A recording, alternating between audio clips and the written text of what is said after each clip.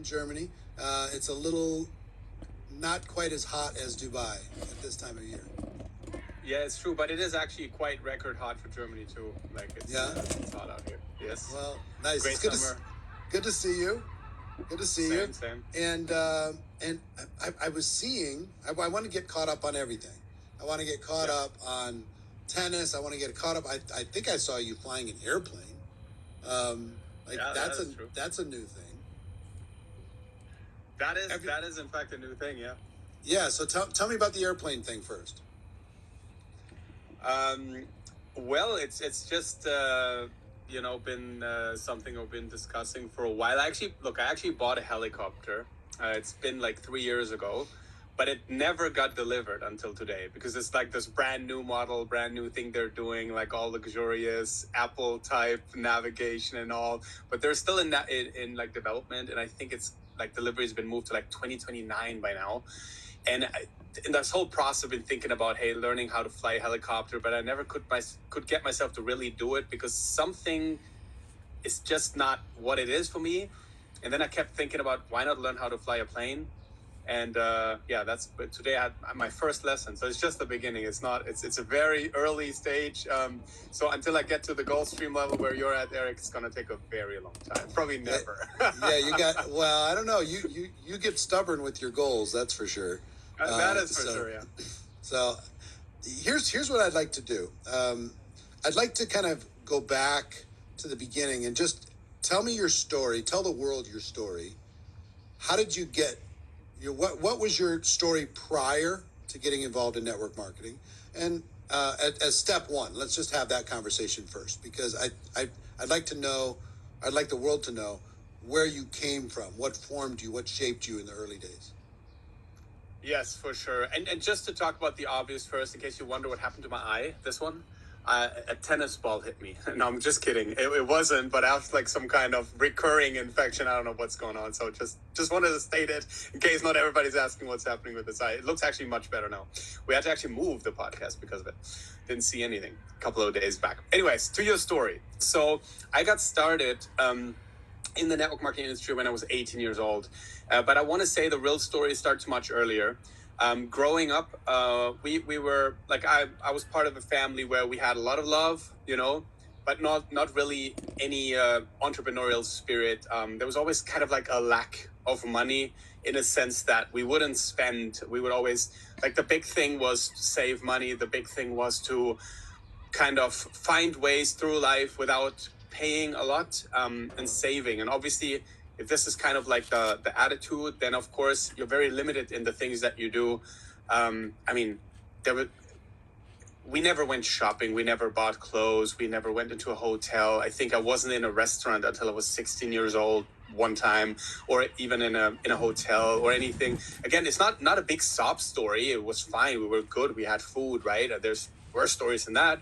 But still, growing up, I felt this like lack of, right? And so I developed a hunger very early to just simply make money. That was one thing. The other thing is my mom was very, very strict at home. So we had a lot of very, very strict rules in the house. Like, I had to do this, I had to do that. This time you go to bed, you don't listen to music. You have to write vocabulary tests every week, every language. You have to correct it like this. You have to do that. It was just very strict. And it kind of felt like, I think it fueled, or let me put it this way, it gave me just the right amount of trauma to instill this hunger to live my own life, to kind of break free and make money, because that was like the second thing that happened. And I love my parents. I have an amazing relationship with them, and everything they did was to just give me the understanding of discipline, the understanding of working for things, and boy, that turned out very well. So it's like instilled in me, and that's the early thing. So as soon as I can, as long as I can think of, I would always try to find ways to make money. With my sisters, rehearse a circus and sell tickets to the neighbors, or sell stuff at the flea market, or anything you can imagine. Sell phones over on eBay, or any of these things. There was a time I got addicted to the roulette online casino, made money there, and referred all my friends in school. to get the $20 referral bonus. So it's kind of like the early beginnings of referral marketing. And then when I was 16 years old, I had a little yellow brochure in my mailbox, a physical mailbox at home where it said work from home, make money from home. And I wanted to get involved in network marketing, but my mom wasn't very fond of the idea. So I had to wait until I was 18 to then finally get started. And for me, just to add that one thing, when I went to my first event, man, that was like all my dreams came true before I even achieved anything. Just the mere fact that something like this existed, like I could sit there, 18 years old, no background, no money, no entrepreneurial friends, nothing, no idea of anything. And they said, look, we're $1 billion business. We teach you everything. People made millions of dollars. Company made billions of dollars. You're welcome. Like, you can build your life here. And I was like, this is the best day of my life. And it really, today it's 23 years after this day. It really turned out to be one of the best days of my life, if you think about it. So there was no like heavy pressure from family and parents for college and things like that? Yeah, there was. There was for sure. In fact, I wanted to go full-time right away because I got involved when I was last year in school. And they were like there's a whole family reunion, like grandma, grandpa, father, mother, everybody had to sit in with me like, until you make enough money, you study. And I was I have to say, very intelligent in school. I was like the second best in the school. I was part of this like high intelligence group supported by the German government. Not a lot of people know that story. So in my summer holidays, I would go to like philosophy camps and stuff like that. So I guess my mom's dream was always I will become like how do you say that? Not a physician, so not a doctor. I'm talking about a guy who works in physics or aeronautics or something like this, right? Something smart, mathematician, anything like that. And then here I'm at the motivation event, right? So you can imagine how that looked for her. So that's why I then ended up studying, in fact. But then third semester, I quit everything and I went full-time to network marketing because, I mean, I didn't even pay attention. I was just building my business all day long anyways. So that's how that happened. Were you working from home, working or living with them, or did you move out? Yeah, so I lived at home at first. And, it's interesting if you tell the story today, that was pre-Facebook, right? So we weren't using social media. It was literally paper flyers that I put in mailboxes, and it said, looking for 20 people that want to make money, work from home, or lose weight now, ask me how, your wellness coach, type thing. So put this into mailboxes, and people would call, and they would call the home phone of my parents' house because I didn't even have a cell phone. So one day, I put flyers, and it was winter time. It was cold, and if you want to put these little papers, you cannot wear gloves. So my hands were freezing for hours. I would put these, and I'd take the bus to the little villages, and I put the mailbox, and I get scared of every third dog, defending the house and running out, like the whole thing. And then imagine, a couple of days in it, nobody would call, and I'm like, it's weird. So I go harder, I put more. And nobody would call. And like the third day, I was like, what's going on? How come nobody's calling? And I found that my mom disconnected the cable from the phone because she was so worried about me disfocusing from school and all this because of the network marketing thing that she thought it was like a good idea to disconnect the phone. So reason why I'm telling you that story now is that was the moment I moved out. And I moved to the father of one of my first distributors. He had like a spare room, and I moved in there. Still love my parents, but had to temporarily move out. Well, permanently, but anyways, I had to move out at this point because my business was just like my everything, right? So I started out there, but then I didn't stay there. Yeah. All right. Yeah. So the flyers were working, but yeah, you didn't get to get the phone calls. Yep, that is true. Got a few in the beginning, and then it stopped all of a sudden. Yeah. So, okay. So you move out, and would you move in with a roommate? Where somebody in your team? Did you have any success in the early stages of building a team? No. So building a team, really not at all, Eric.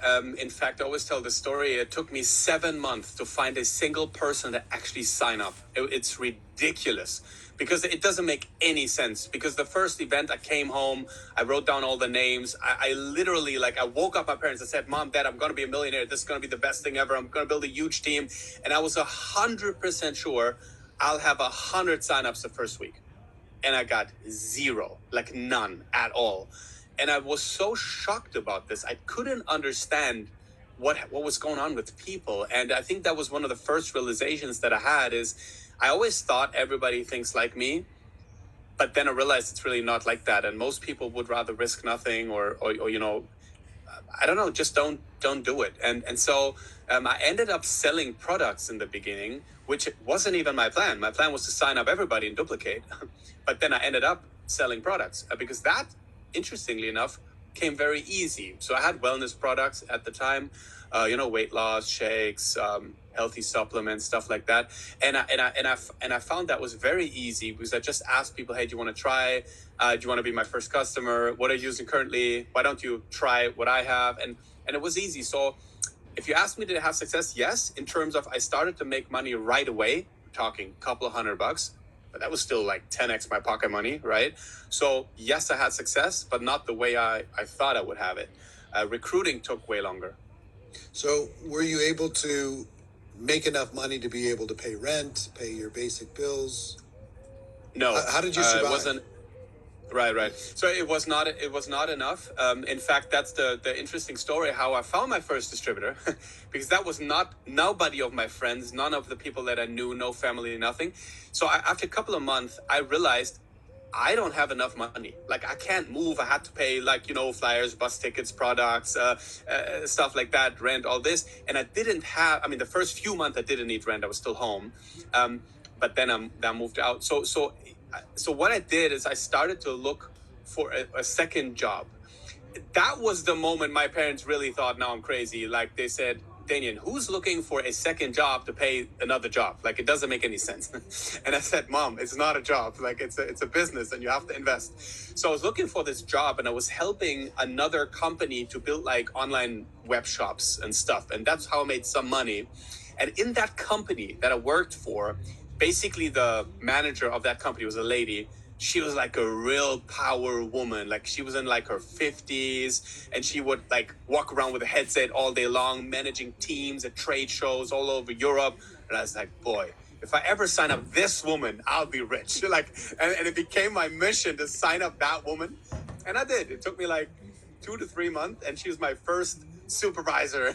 And it was amazing. Like, it's really like, that was my first serious sign up, and it came from a second job that I got to support my growth in network marketing, to be able to, you know, just afford stuff, even like events, seminars. I mean, it's all not free, right? It's very inexpensive compared to the real world, but it's still money, and if you don't have it, so yeah. So it took 7 months to sign up this first superstar, this first superstar in your mind, at least.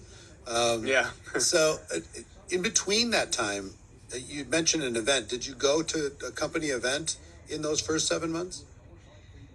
Yes. So the way it worked back then is everything was organized through events. In fact, there was no online meetings at all at this time. So you had to go to like a weekend event. It was like a 2-day event. It was like $100. You had to prepay. There was a food. You'll never forget Saturday night's buffet, Eric. All you can eat. I never had the concept of free food in my life. So you can imagine the first events I would eat so much every Saturday night. It's like the whole dream. Like, the whole day we talk about success and, you know, building a business. And then at night there was the all you can eat buffet. Oh man, best days of my life, let me tell you. So that was it. So I had to go there, travel there, sleep somewhere, and had to invite my prospects. And also think about doing it the hard way. You had to invite and convince a prospect to pay $100 and spend a whole weekend before him actually knowing exactly how it will work or what it is. Because the strategy back then was curiosity moves people. So you would not make a full presentation. You would not explain them what it's all about. You would purposely stay vague, okay, to trigger their inspiration, but not give them the facts and say, on the weekend is where we'll reveal the exact thing. And then find people to pay money, commit a weekend, travel there without knowing what it was all about and without telling them the name of the company. That's how we got started. So that's very interesting. Yeah, that's I never went that aggressive. People were coming to the events where at least they had an understanding of it. Like local events, people would right. We'd have them come check it out. We're gonna. I want to continue the story, but I want to ask this question first. What do you miss about how you did business 20 to 25 years ago, versus how you do business today? I'll tell you exactly. It was like everybody had that spark in their eye about, oh my God, we found something. It was like, we found the gold mine. Like oh my God, like everybody was nervous. There was this common energy in the meetings and the events with the people. People couldn't sleep at night. Like, do you know what I mean? People would call each other like 5 a.m. in the morning.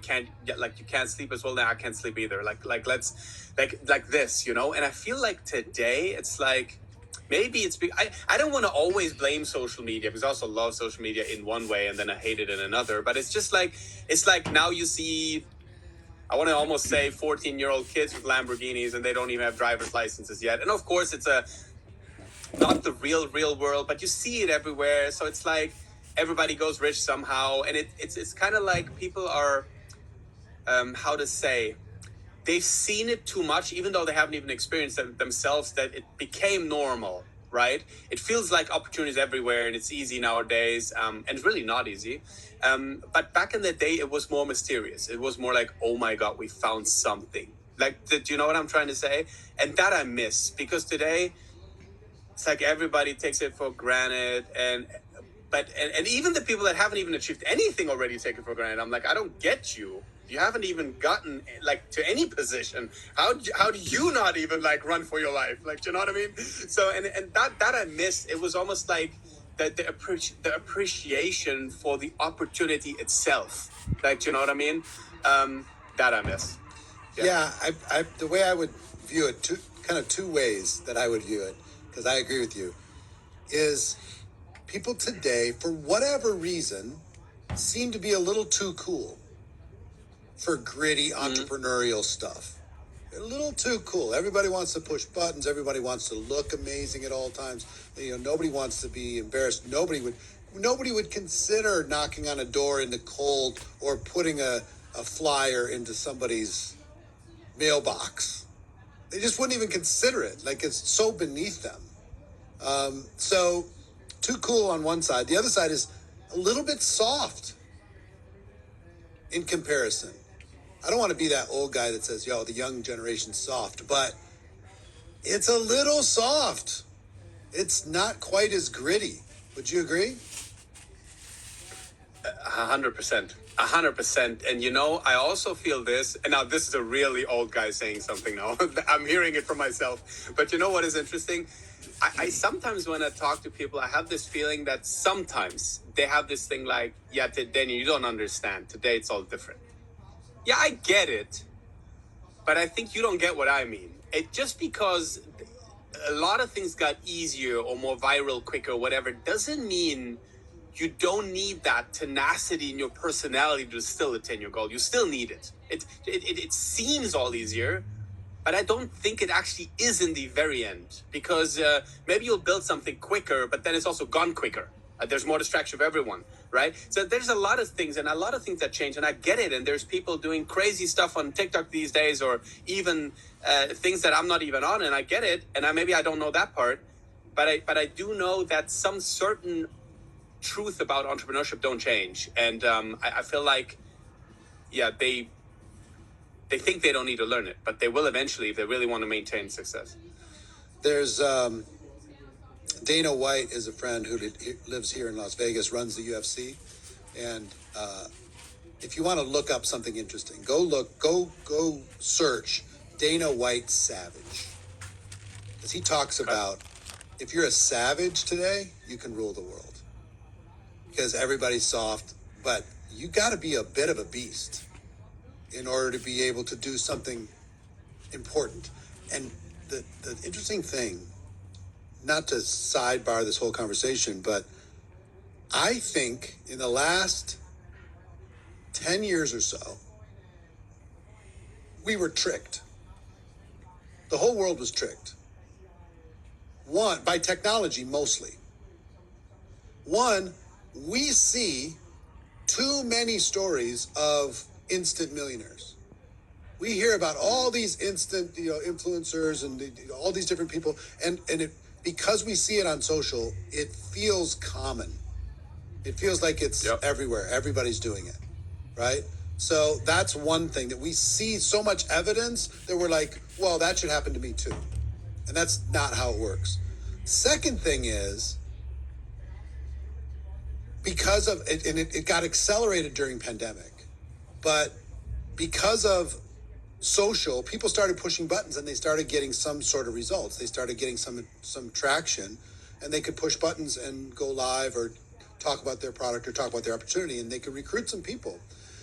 What they didn't have was sticky, stable, solid organizations, because they stopped doing face-to-face and they started using only tech. And pandemic accelerated this, like times 20, where everybody was feeling like, oh, I don't ever have to leave my house again. And as a result of this, old guy talking, we used to have a farm team, a development team. You're a tennis player, so you'd have your pros, and then you have your next level, and then you'd have your next level, and then you'd have the developmental leagues, and then you'd have the college, and then you'd have ranked players, whatever, and then you'd have high school, and then you'd have junior high. We had all these, and in network marketing, we had the top, but then we had all those other layers of people who were out doing meetings, knocking on doors, doing one-on-ones, sitting in coffee shops, developing their skills, getting on airplanes, driving to another city, doing all these different things, right? And it started prior to pandemic. We started to lose this developmental team because people were just pushing buttons. They started losing the muscle. They started saying to their upline, this is too hard. We need to make it easier. It's like a person working out saying, I need the weights to be lighter because this workout's hard. So make the weights lighter. Make them lighter, even lighter still. Make them so they don't weigh anything. Do it so I don't even have to move my arms. And everybody's like, okay, we'll make it lighter. We'll make it easier. We'll make it simpler. You don't even have to move your arms. You just push a button. And what we ended up happening is we ended up creating a bunch of weak people. And in the pandemic, in 18 months, we wiped out our entire farm team. Almost all of them. So there was superstars and there was infants. Superstars and toddlers. Superstars and peewees. All the in-betweens were sitting at home, and in the very short term, they all made money, but afterwards, when it got hard, they didn't have the skills to dig themselves out, so they started blaming other people and other things and the company and the comp plan and the products and everything else for their lack of results. So losing this farm team has been a big deal. Yeah. And also, if you work only online, it's also very easy for a few people to speak to very, very many people. And therefore, you don't need that many good people. So you can still have the 3 superstars do almost all the talking, and you don't need anybody in between, because as long as they do it, everybody's in. But I remember I lived in close to Cologne at some point, and my upline was from the United States. He couldn't speak my meeting. That was in the very beginning. It was after 8 years. In fact, the first time I went 5 figures was because no one was there. My sponsor was the best, but he was in the US. So who's going to do the meeting? So I had to do the meeting. I had to step up. I had to bring the projector, and I had to organize my slides and do it all by myself. I couldn't rely on anybody. And that's obviously when growth comes in very, very strong. The need for that kind of went away a lot of times. I agree with you. Yeah. Yeah, it's been an interesting thing, and I will tell you, I pay attention as you do to what's really working. You know that, Right. and here's a really good question for all of you to ask when you look at your business, look at your company. What's really working? Not the stuff that sounds good. What's actually making sales? What's actually working to recruit people? What's actually working for duplication and retention and leadership development? What's actually working? And I'll give you a handful of things that are actually working on a global perspective, and I'd like to get your opinion on this. What's actually working is face to face. Using technology to connect with people and then figure out a way to get face to face in person is working. One-on-ones in coffee shops is working. Sitting down with somebody in a living room is working. Getting on an airplane, going to visit a team member in another city and working with them for a day or two, that's working. Developing more presenters on your team, that's working, right? Old school stuff is producing incredible results. So use the tech to get reach, but then use the high in-person stuff in order to be able to get stability and strength and growth. So your opinion on what do you see that's working right now? The biggest trends that you see. Right, and I want to follow through on that. Even after the recruiting part, how to light up an organization, how to make them work, how to activate them. Same thing that you just said. In-person events, in-person incentives, incentive trips, all the stuff where people get together. Sometimes even to create all new momentum is just spend a few days with the top producers and just lock away and get the whiteboard out and let the ideas flow again. These types of things is always that's really the game changer. Even on a company level, I see a lot of companies getting lazy on events, getting lazy on incentive trips. Because you can save money and so much work to not do it. And is it really needed, right? We're all in touch every day. Boy, it makes all the difference. I mean, we still put thousands of people in a room. We've been doing it for 23 years. We still do it. It every time works like crazy, and it costs a lot of money. I mean, you know best as well, Eric, on that. But this is the stuff that's a bit harder to do, but that makes all the difference. So fully agree with you that, yeah. So let's get back to your story. That the little sidebar, and hopefully the listeners have taken note of what's going on, and really important, pay attention to what's working, pay attention to who's getting results, pay attention to how they're doing it, pay attention to who's declining and why. All of that stuff. Pay real attention, not to what you just hear, but with your eyes, watch what's going on and really study success. And Eric, can I say one thing? Who's really declining? Because that one's so evident to me at the moment. Is when you start. It's actually a very old thing that we know forever. Listen to the people that are where you are, and not to them that they have different agendas. And today, that's such an important topic, because somehow everyone's an expert these days. Everybody who can do a reel and make it look cool looks like an expert, right? And the problem is, in today's world, there's, let's say, this common narrative of, network marketing doesn't work anymore. Now it's this business. Now it's that business. Now it's, and I've heard this version of the story with 25 different businesses. I've heard it, and I don't want to trash on other businesses, so I'm not saying any word, but I'm just saying, be very careful to who you're listening to and who your organization is listening to, because especially right now, I feel we're in July 2026. It's a new day of the same old story of a million people telling each other, network marketing, that's an old school business. It doesn't work anymore. Now it's this, now it's that. That's much easier. This is free. Why do you pay for monthly memberships? Make it free. Do they, like all these types of things. And the problem is, in the moment you let these thoughts enter your head, that you really think, the time's over, doesn't work anymore, that will make you lose your business. In fact, I quit network marketing one time. Many people don't know that. I quit after 4 years in business, after being with my first company, which was a great company, by the way, and I quit for one thing. I started to believe the people that told me, come on, Damian, network marketing in Germany, that does not work. It's an American thing. And I started to believe them slowly, quietly, it grew in my mind, maybe they're right. Maybe you got to do real business. Maybe you got to be in real estate or some real business, right? Not this network marketing thing. And it's the very same story today with different things. People say, oh, just do this referral, or that, or just sell that, or do this, or make your whatever else. There's so many things, but it's always the same thing. It's a distraction. It's a mind virus. And I think it's more relevant today than ever because people let their dreams be stolen by the story that what they're doing doesn't work anymore. And it's just so far from the truth.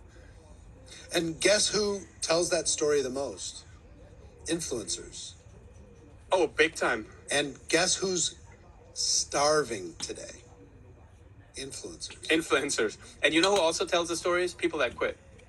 Yeah. People that quit, they didn't make it, they leave, do something else, and all of a sudden they trash everything that they loved before and steal people's dreams so that they can make some bucks of them. So everybody very wants dangerous. to be an influencer right now. Everybody wants to be an influencer. All these young kids, I'm going to be a YouTuber. I'm going to be an influencer. That world is changing so dramatically. People who are making, 6 figures 2 years ago don't have enough. They have other jobs. They got 1 million followers and no money. The algorithms strip their ability to be able to connect with their community the way that they thought they were going to be able to connect with their community. Products have changed. Everything's changed. So the world has changed under all of their feet. I'm just telling you. Anybody that's listening to this that is an influencer or was an influencer, tell the world the real story behind the beauty and the glamour and the travel and the free products and all that stuff. See if you can pay your bills out of the free products that you're getting for promoting something online. It's changed so dramatically. And I will tell you, we're very close to a world where there's going to be artificial influencers that won't even need to be paid and going to be producing, content 24 hours a day, cranking stuff out and replacing actual real brands and real people. So that's happening. Yep. That's a real thing. I will tell you the value of trust, of real relationships. I don't know, Damian, if you're the same as me. The feed on social in just the last 6 months has gotten weird. You're just like, that's not real. Nope, that's not real. Nope, oh, yeah, that's exactly. not real. Yeah. It's just like, oh, that guy can't dance like that. That's a fake AI dance, from his photo. It's just like, well, I don't know if I can trust any of this. And what happens in another 6 months when you can't notice the difference? You're going to go to people you actually know as a real person, right, to give you some sort of referral or word of mouth. You're going to trust that, and you're going to start distrusting everything else. If everything else is just turned into an ad, you're gonna want to have a relationship. And also, I think World Cup and everything else, sports has taught us that we are tribal as a species, and we like finding our tribe. We like finding our community. We like finding our people, and connecting with like-minded people is hugely valuable, and it's lost in other parts of society. We used to have it going to an office, and now there's remote work. You used to be able to have kind of a whole friend group inside of a company that you worked for. That's even going away. So we solve a bunch of economic but also emotional needs for people as they connect with a like-minded group of people kind of moving in the same direction. Very, very valuable. So anyway, let's right, come back. How long did it take before you had your first breakthrough?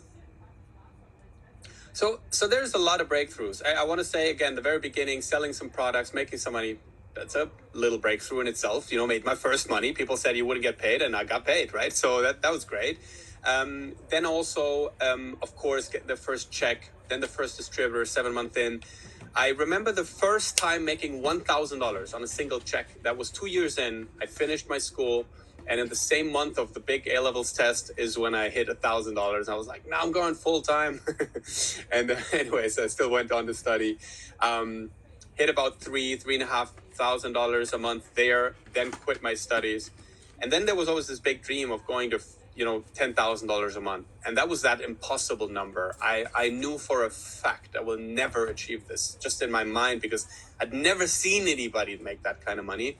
And because I couldn't believe it, because I'd never seen anybody in all this, it took me about 8 years to get there. In the meantime, I quit. I went into real estate, restarted, all these things, right? But then eventually, 8 years in, I hit $10,000 for the first time. And I want to say that was the first time where network marketing not just potentially showed me what's possible, but in my real life showed me a check that I just would have given you in writing I'll never have. So the first time network marketing completely in reality, not just in potential, blew out every single standard I had for my life. And that should be just the beginning of the future, because in the future, there's been so many instances of where, again, I'm finding network marketing is even bigger. Again, I'm thinking too small. Again, I'm thinking, even you think big, right? Everybody thinks they think big until they find they don't. And it's been always network marketing that just showed me how big things can really be, how impactful they can be, how high income can go, all these things. So when did we meet for the first time? I think I know the first time you remember me. I remember you earlier. I saw you earlier because I attended events. But the first time you remember me must be my first 90-day run story. So what happened is I was at, I want to say that was the third GoPro you did, maybe. Still kind of 150 people in the room, I want to say. And it was a third day, end of the event. And Eric Worre is like, all right, welcome to the last 5 minutes. And he talked about the concept of the 90-day run. I've never heard of something like this before. With the 90 days, you can change your life. I'm like, right. I've been trying for the last 18 months to turn my team around, and it's not happening, Eric. So how is it going to work in 90 days? So, but anyways, you brought up all these examples. And that morning, I caught fire, and I bought into that idea. What if in 90 days, if you went really all in, you could change your business, you could change your life? And I went home, pushed the big red button, and went complete insane level, 16 hours a day. In the end, it was like 18 hours, 20 hours, no sleep. I mean, I did like literally, I worked like there was not another breath. And within 55 days, I jumped seven ranks in my don't go to 55 days. Okay. Don't go to 55 days. That's when you remember me, because I told you that story. Yeah. I want you to walk me through week 1, week 2, week 3, week 4 of how it felt. What were the results? What was the commitment? The doubts, the fears, the progress, everything on that 90 days, because it's a fun story. I think the first time that is when you told me your story, and we had a boot camp in Minneapolis, I think. Yes. But Insanity is something. Yes, and we have a video interview of myself and Damian, and you'll see this little kid, Damian Feier, talking about his 90-day run. But walk through it, because you and a friend made the decision you're going to do it. And I am a believer that 90 days can change your life. Anybody listening to this, watching this, 90 days can change your life for real. It did for me, and it can for you. So, but absolutely, it might be the hardest thing you'll ever do, but you can do anything for 90 days. You can bring your life out of balance for 90 days. So talk about it. So I came into that event, this is important, kind of having used all my tool set, everything I knew, and it just wouldn't work.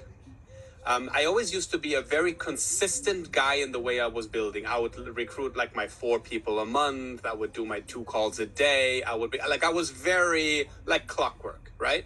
So I would always put in my personals and, train my team. But this, about, I want to say 18 months before that event, it just stopped working. Why did it stop working? Because one of my good guys quit the team, and the talk became negative. It felt like I was swimming against the river, like you can make a lot of strokes. It doesn't make a difference if the water's coming to you. And it felt like I couldn't turn it around. So I would still put in my personals, but just nothing would grow. So my income was stuck. And in fact, because I lost a big part of my group, I went down 5 levels below my recognized rank. Okay. So it's a blue diamond paid gold, if that makes any sense to some comp plans. And then I was at the event, kind of really looking like for a solution, and I didn't expect anything like that. So when I heard this, I was like, all right. And it was the one question that caught me when you said, okay, well, it was actually 2 questions. You said, question number 1, how important is success to you in network marketing? And for me, I was like, all right, 100% important. Like right below oxygen.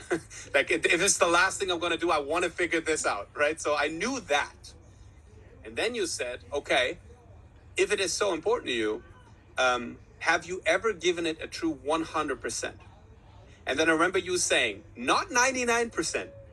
The difference between 99% and 100% is not 1%. It's 100% a different thing. That's what you said. I remember that.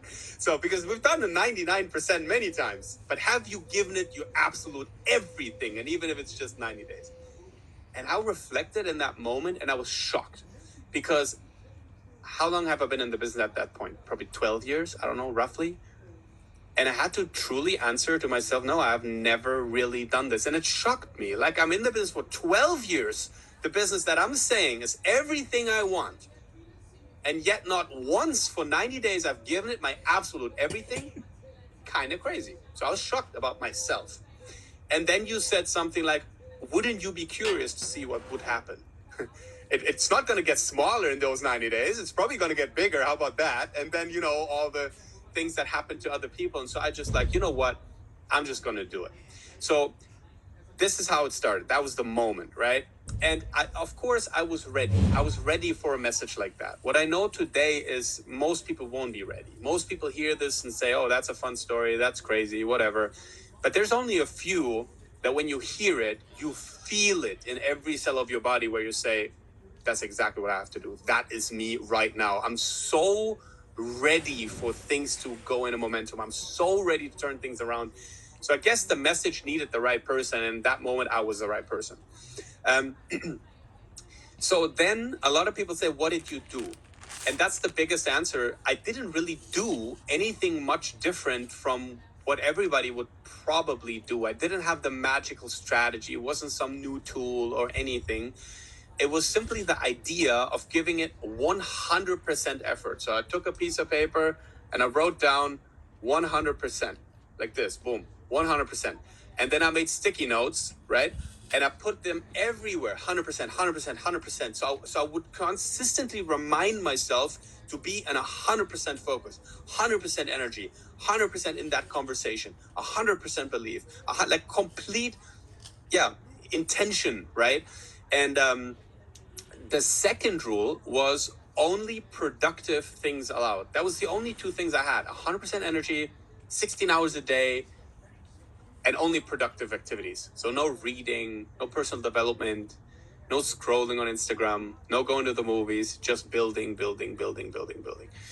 And that's kind of how it started. I had in my mind this idea that I would, tell my whole team about it. I would make like a call and see who buys in. Maybe people would join. But I also had a backup strategy in my mind. And the backup was this. I said, if nobody would do anything remotely like that, here's what I can control. Here's what I can do. I could have 10 quality conversations every single day with new prospects, because after 90 days, that is 900 conversations. And if I talk to 900 people, my average would be like 300 be interested and 100 would sign up.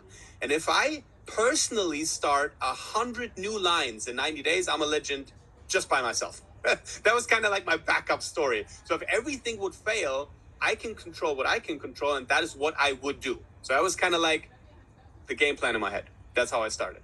Okay. So then first week I go in it. And I remember until today, it took me exactly 67 conversations. And then I didn't have a second to talk to any new person, because work just started to multiply. How that happened was I did a thing called brainstorming. We've all heard brainstorming before in whatever school or project groups or whatever. So I would take my iPhone, put it to 1 minute, and just let my ideas flow. What can I do today to produce volume? What can I do today to increase belief?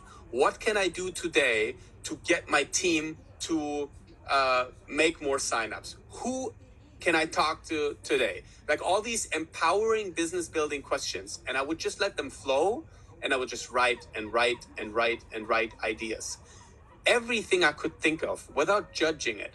Oh, I can make a team call and tell my story why I'm going to do a run. Maybe I'll inspire somebody. I could talk to every new sign up in my group, even down, ask them how they get started, tell them about the benefit of the big package, ask them to upgrade. I'm just making it up now, right?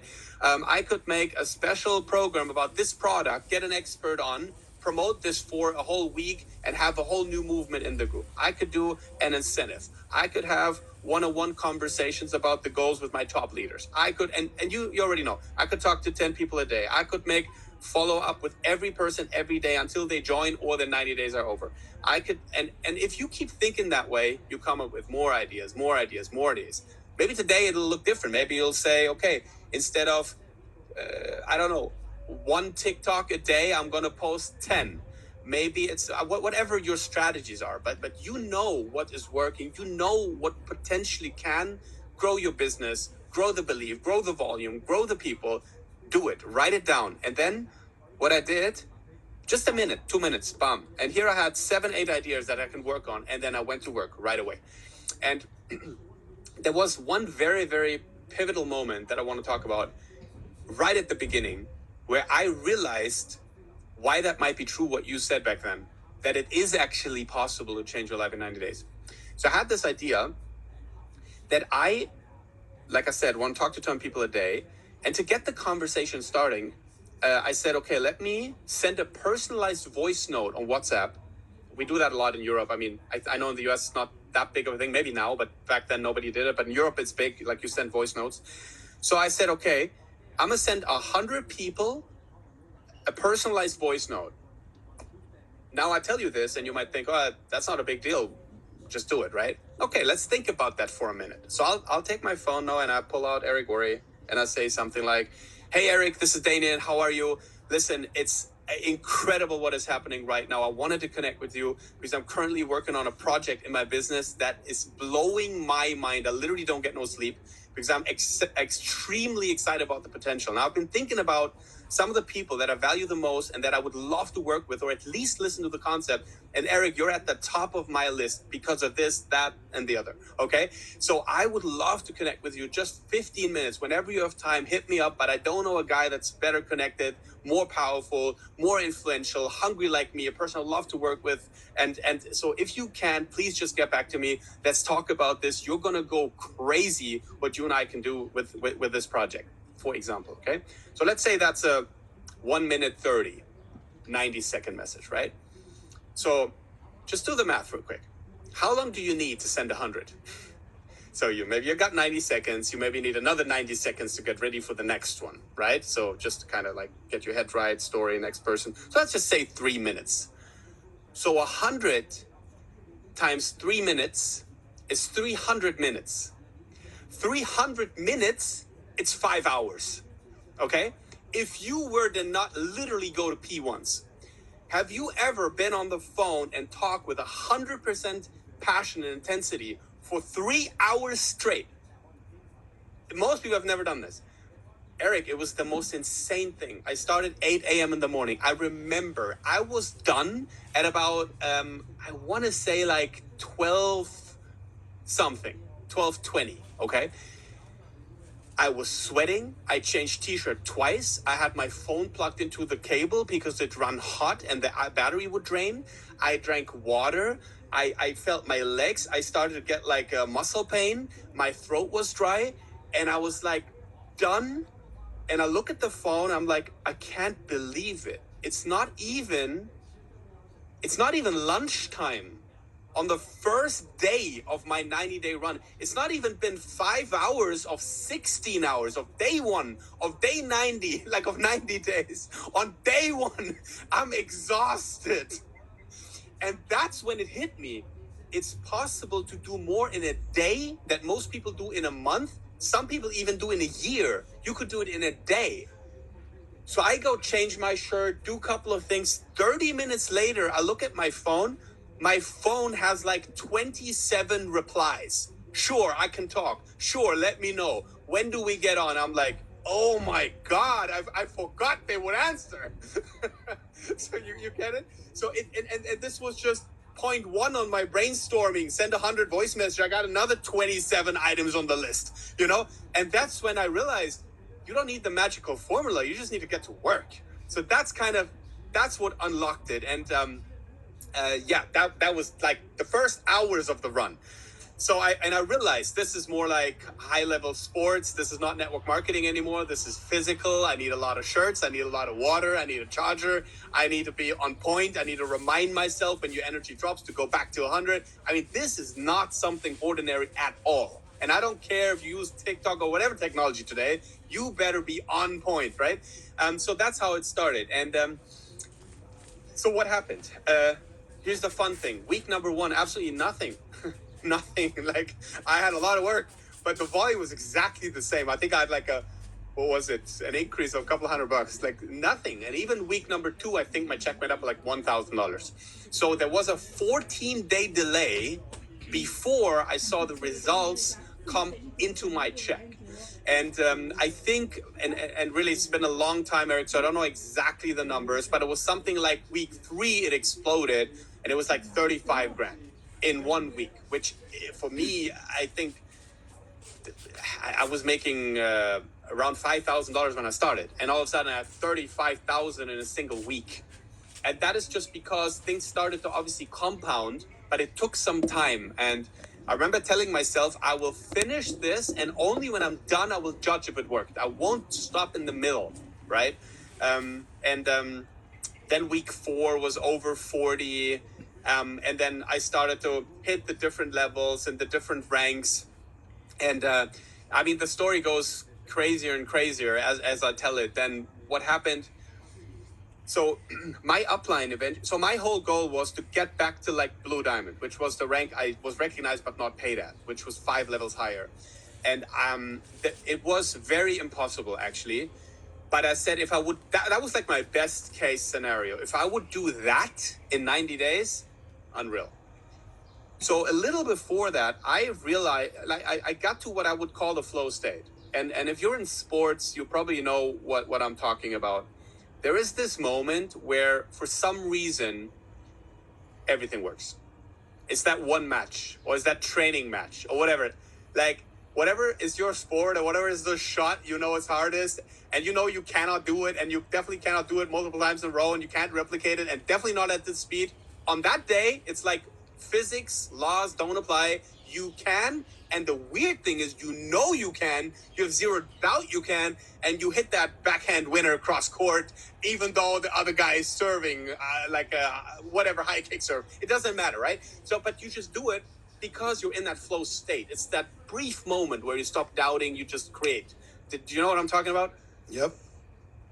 That moment, that's what I got into network marketing. And that I went to that place where volume that I was needing, signups that I needed for a rank, qualification for a downline to a specific incentive, everything was easy. It was like, all right, let's get you to the trip as well. What do we need? 13,000 volume. Okay, let's get it done. Boom. And it was done. There wasn't the question anymore how. And it became very evident at one point. So here we are, closing the month. And I'm like, I can see for the first time, I will actually hit Blue Diamond, which is insane. So I called my sponsor and I said, bro, you won't believe it. I think I'm going to get it done. I think I'm going to go to Blue Diamond, which is ridiculous. I'm just doing something I haven't ever seen anybody do. And my sponsor says, Damian, that's great, but could you hit the next rank? I'm like, what are you talking about, the next rank? Bro, we got like a week left. How am I going to go to the next rank? I'm telling you, I can't do it. I didn't say I did it. And he said, well, but if you did it, you know, I got another team in Hong Kong, and if they performed, then I could go top 3 in the company. Wouldn't that be amazing for all of us? Like, we'd be like 3rd biggest organization, this and that. And I was like, look, I was already so deep down the rabbit hole and forgot about realism that I said, you know what? Here's what I'm going to do. I tell you once for the record, I have no idea how to do that. That's too much too quick. But I will promise you, I forget that I don't know. I will go to my whiteboard, I'll rip away the pages, I will put the new number, and I just act as if that is the normal and we go for it, and I'll give it my absolute everything.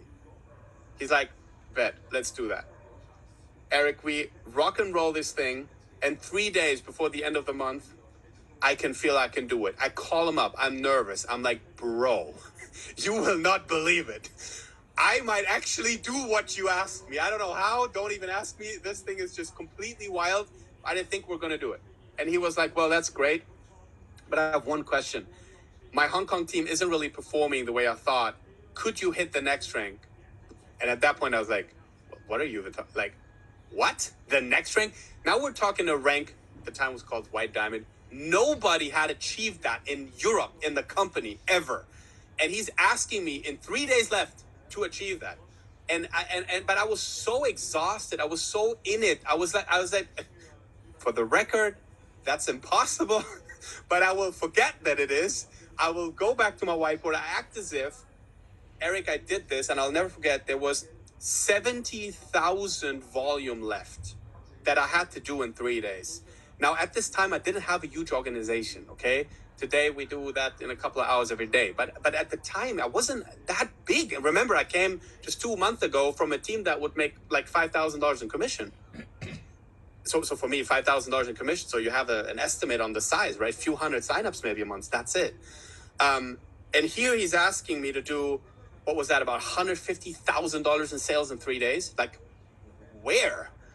So here's what I did. I went to my paper, and you can find that video on YouTube still today. I ripped the paper. I wrote the number 70,000 CD because that was what was missing. And I said, project 70,000. And I made a video, and I told my team, here's what we're going to do. We're going to do 70,000 volume. We're going to do it before the end of the month. And then we're going to rent out the most exclusive club in Frankfurt. We'll shut it down. We'll party there. This is going to be the first time I'm going to get drunk in my life. And we're just going to do the craziest thing. I had no idea how much that would cost, if that would work. I had no time to figure it out. Nothing. But we did it.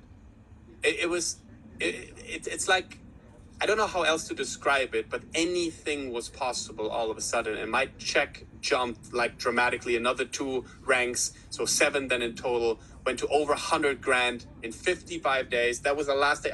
I stopped after that day. There was nothing left. There wasn't a day 56 for me. That was it. I achieved absolutely everything I couldn't even dream of in 55 days. And when that was over, I remember putting on my sunglasses, literally brought them here for this story, put on my sunglasses, and I went in the city and had breakfast for the first time. And I was just there sitting there, and I really felt like I won the Olympics, but nobody knew. It was so much money, so much growth, that it was just like, I couldn't even tell anybody. They wouldn't believe me. And when we met at the Insanity Bootcamp and I told you the result, I was so nervous to tell you because I thought, you think I'm lying to get your attention. That's the crazy thing. So when my result made me shy, that's what I wish everyone to do one time in your life. Because once you did that level of all in, you realize if it is to be, you can always recreate it. So, and yeah, that was a very powerful moment. I have 2 questions for you. First of all, one of my favorite stories, and same thing happened to me. Literally, I was just crawling through my network marketing experience and making just enough money to pay my bills, barely. And I decided to do my first one. And gosh, 90 days, I went from 6-figure earner to the next calendar year. I made $980,000 from Wow. barely making 6 figures to making $1 million in 12 months. It was just like, what? Why did somebody not tell me this? So I got a couple questions for you. Question number 1. What if you never did a 90-day run? Where would your career be, do you think, today? I tell you, I would still make good money. If I had to give a number, I'd probably make 30,000 a month now. Yeah, now it's like almost 20 times that. So it would lack the deep understanding that the impossible is just another project number to put down and actually get to work, and that you have that capacity. Because we've done it multiple times since. We don't have the time to go in it, but during COVID we did one. Yeah. That was a run, for example. I was already, sorry, think about this, just one detail about that. My organization was already doing $3 million in sales a month when I started that run. So this is a whole different story in my life. So you might think, okay, how much can you move the lever? We went within 2 months, it was around 60 days. I don't know exactly how many days, but around 2 months, we went to 9 million in sales over the course of 2 months during COVID. Sometimes I looked outside, I saw like disinfection trucks. I'm like, what is even happening? Anyways, let me keep working. I was so in the zone. I was gone. I was just building. And so I saw this. We did runs inside the team. And I have to also say we did a couple of runs where we were not that committed, and then it didn't work. Work. Like, you have to really be ready. And then, bam, you watch. It's great. So how many have you done, do you think, in your career? I would say personally really significant ones, and every single time it was insane, the result. Not just a little bit, it was four runs. Yeah, yes. So and that's 4 in how many years? Since your first one? 23 years. The first one like 11, 12, 13 years ago, roughly. I don't know exactly. So on average about 1 every 3 years. Yes. So and here's another one that's I think important for everybody to hear. On a scale of 1 to 100, 100 being the most difficult, 1 being the easiest, how difficult was that first one?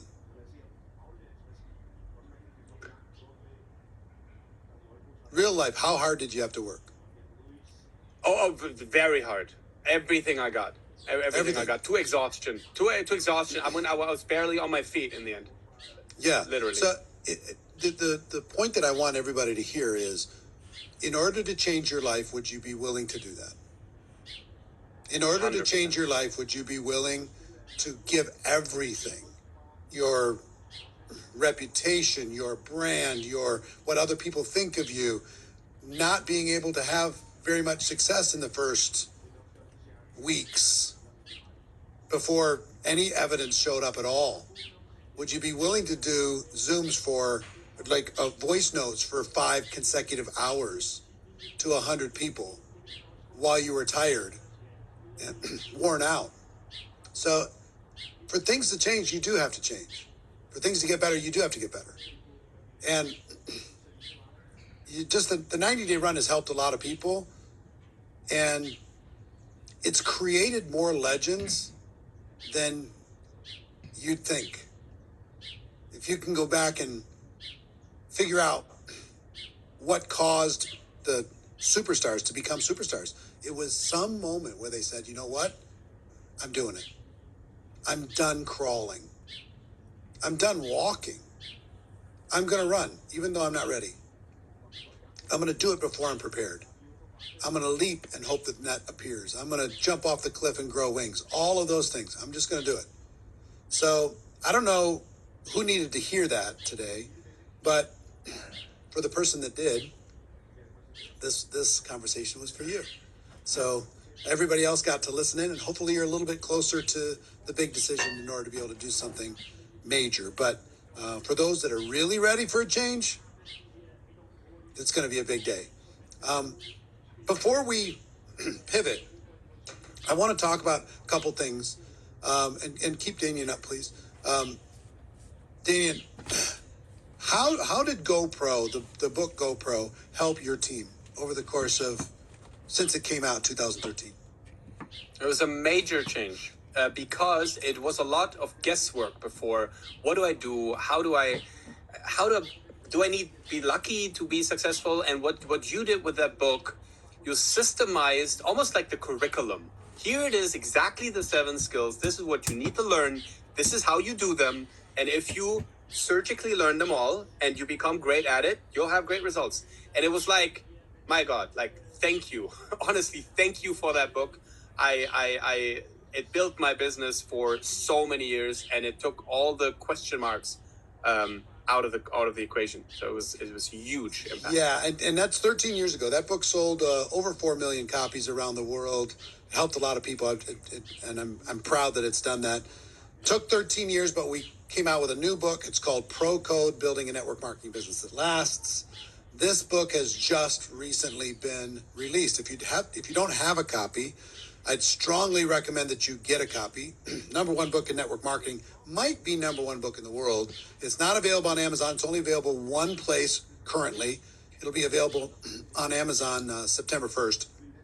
But if you go to procodebook.com, you can get copies of this book, and we ship it anywhere in the world. It's English only for now. Procodebook.com. If you go to procodebook.com/fire, then you can get one book, or you can get 10 books. And if you get 10 books, I have something called GoPro Insider, which is daily mentoring, daily coaching from me that I will gift you. It's $240 worth of daily mentorship. I will gift that to you. I have 1 year of it, 365 days of mentorship. I will gift that to you free if you pick up 10 copies of the Pro Code book. So 10 copies, $160. You get them at a discount. Have them for your team, and you'll get gifted the GoPro Insider daily coaching, daily mentoring. Okay, so that's first. Everybody, in my opinion, if you're serious, you should have 10 of these books on hand at all times. Second, I'm doing 2 special events in one in London and one in France. And it's a Pro Code Day. I'm going to be doing a special Pro Code event on September 5th in London. If you know anybody in London, in or around London, or can get to London, a one-day event that people can go to, procodebook.com/London. And the second one, get your tickets because they are going to sell out, is on September 6th. We're going to be in Lyon, France. So if you go to procodebook.com/Lyon, and we'll have the book in French at the French event in addition to English. So procodebook.com/Damian or Feier, procodebook.com/London, procodebook/Lyon. Damian, any comments about the Pro Code book that you would add? So, first of all, thank you so much. We just received it. I know Danielle was asking me for addresses. I gave all the addresses, Germany, Italy, Dubai, and they finally, we just got them. And so I'm the most excited of anyone to fully go through this book. So I can't really yet comment on what's in it. I will know very shortly. But I am really more excited than anyone because I know you started, right, the book many years over and over again, and it was never to your standard that you wanted and needed to bring out. And the fact that it's out now really gets me hyped up. Like it's for sure another huge milestone, and I can't wait. Yeah, my wish is that it becomes a tool for you, not just a book to learn, but a tool to help you grow your business. Like GoPro did. Pro Code, if GoPro made you any money, Pro Code should make you 10 times the amount of money because it's much more very exciting. Yes. So, Damian, I want to thank you for sharing your story, offering some insights. You have your better half that's in the studio with you, and we're going to pivot to Stefania. We're going to hear her story. But I'm going to let you have kind of like the final word. What piece of advice do you have for somebody that's in the marketplace, that's hungry, wants to have success, is highly ambitious, looking for a change in their life? What advice do you have for them? I tell you exactly. Listen to my wife now. And I'm not even just saying that to be nice. You heard my story now, right? I was kind of like the young dreamer, kind of rascal, trying to do it all. And everything was a first. Having some success was a first. Making some money was a first. Breaking through on like a big income was a first. What came into my life because of Stefania, and you're about to listen to all of it, is so much more depth, so much more mindset, so much more standard for your life. It kind of helped me grow up by like 10 years overnight in terms of responsibility, millionaire mindset, thinking, understanding of people. I'm a very introvert person. For me, it's very easy to ignore people around me. I don't mean it in a bad way, but it just happens to me to be like that. And having awareness and understanding on what do people feel and what does it do and how does it all come together. That was really all Stefania. And I'm not even like, I should even stress it more than I am. She's an incredible person, incredible leader, one of the best business women I've ever, like the best I have ever met, actually. Of course, she is beautiful and my wife, and I love her very much, all of this. But in terms of business, which is why we're here tonight, you have to listen to her. There are nuggets, there is values, there is a depth in the story that if you can implement that and learn from it, you'll go very, very far. So I'm excited for you guys to listen to Stefania Logato now. And Eric, thank you again for this. And we'll be back in about an hour for the Q&A. So I'll be back. You guys continue. And, yes. Yeah, thank you so Damian, much. thank you so much. Let's bring Stefania into the set and kick you out. Hi, Stefania. Hi, Eric. What's up, I'm woman? so excited to be here. I'm excited that you're here. Yes, thank you so much. How are things? You don't age ever. What's the secret? Botox. Botox? Yeah, right. No, I'm a big longevity protocol, and I work out, and I try to keep myself young. Yeah. Yes. Well done. Anyway, good to see you. It's been too long. How you doing? Yes. Grateful, happy. I turned 50, and I feel like I'm starting a new phase in my life. Boys are out of the house, so I went through the empty nest syndrome, and but I'm enjoying my life thanks to network marketing. So yeah, very, very, very, very happy. Good moment in my life right now. The empty nester thing. How was that emotionally, and what are the kids doing? So it was very hard. One lived in Portugal until now. Now he just moved to Italy, but he was 5 years in Portugal. One is in Malibu, Pepperdine in USA. The other one just moved now to Spain. So as I started this business was because of my kids. It was because I was a single mom and I did it for them. And especially when you're a single mom, you kind of have built this relationship, like a Three Musketeers relationship, and all of a sudden having them all away, and my purpose of being a mom, I mean, I'm still a mother, but far away. Like, it was weird. And now, one is engaged, they all have girlfriends. So it's kind of hard because you kind of feel like I'm not the woman anymore in their lives, but it's okay. I am enjoying, learning how to fly a plane and building my business to a whole different level, helping people, involved a lot with my mission and my church. So yeah, I'm very, very happy right now. It's a good moment. I don't take it for granted. I had difficult moments. Life is unpredictable, but right now it's a very good moment. Yeah, I love it. Well, congratulations on all of that. I'd like to do the same thing with you as we did with Damian. Go back and tell me your story prior to becoming this single mom, where you had this life-changing decision and all this stuff.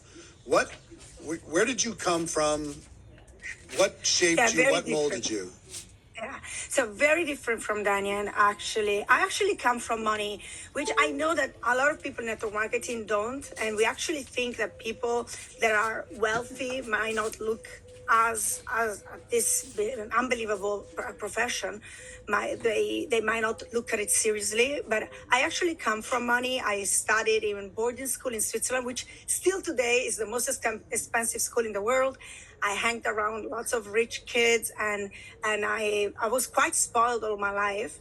But one thing that I'm very grateful about is that helped a lot my mindset, because I realized that I had this big millionaire mindset ever since I was born. I had an entrepreneur, example next to me, which was my dad. My dad came from no money, so I saw him changing his life.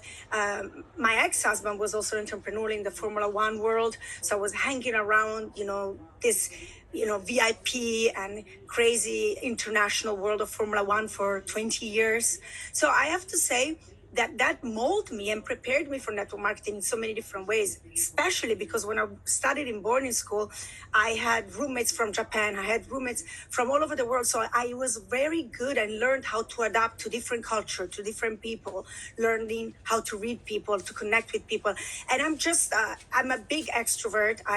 I easily make friends. I easily talk to anyone, and I just felt like one day when I woke up, when I started to have success in network marketing, I remember thinking, my goodness, God created a business that is perfect for me because I just love it. It comes so natural, and but I had to learn how to teach others, of course, because not everybody has this natural personality. I was also, since a little girl, I kind of was a natural leader. I was the one deciding all the games. I was the one, leading the class, making revolution inside the schools when I didn't like something. Kind of had this natural leadership in me.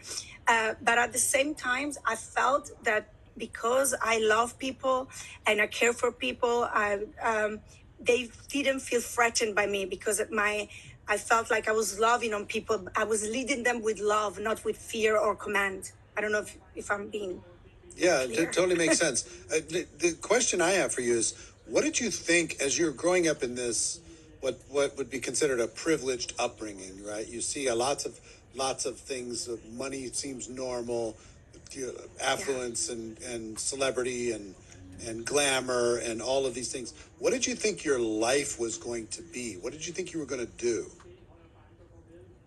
When I was living in Portugal and had already 3 kids and I was married to a successful businessman, I remember thinking, oh my goodness, I'm so happy. I'm going to just turn into a grandmother here.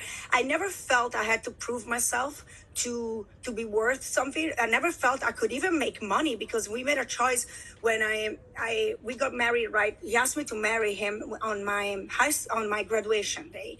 So, and then we got married, Villa d'Este Como, big VIP wedding with a lot of famous people. And I remember that when I got pregnant, right, a few months later, I thought, okay, that's my life. I'm going to be a successful guy and I'm going to become a grandmother one day. And I simply love it. So I never thought I had talents and gifts in me, which I only found out I had when I was put under pressure. And that all of a sudden, from having money, I had to look for money. But I need to say something. Whenever you have money, you don't understand. It's not money.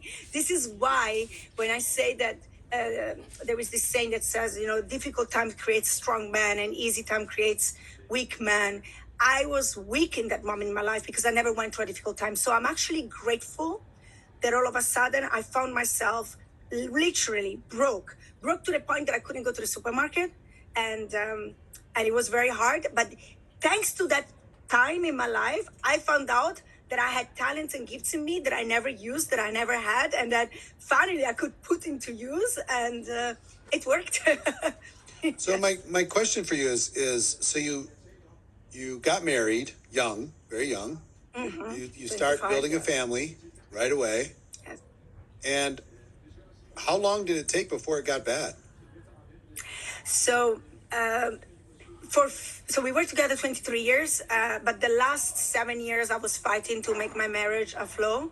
And you might think, why did you have a third child? Because we divorced when Luca was 4 or 5, actually. So, but I already knew that he was very unfaithful, very, very, very, like not once, twice, right? So I had to, it's in my book. We're friends now. He knows that. And he regrets it. But probably also because of all the money I make now.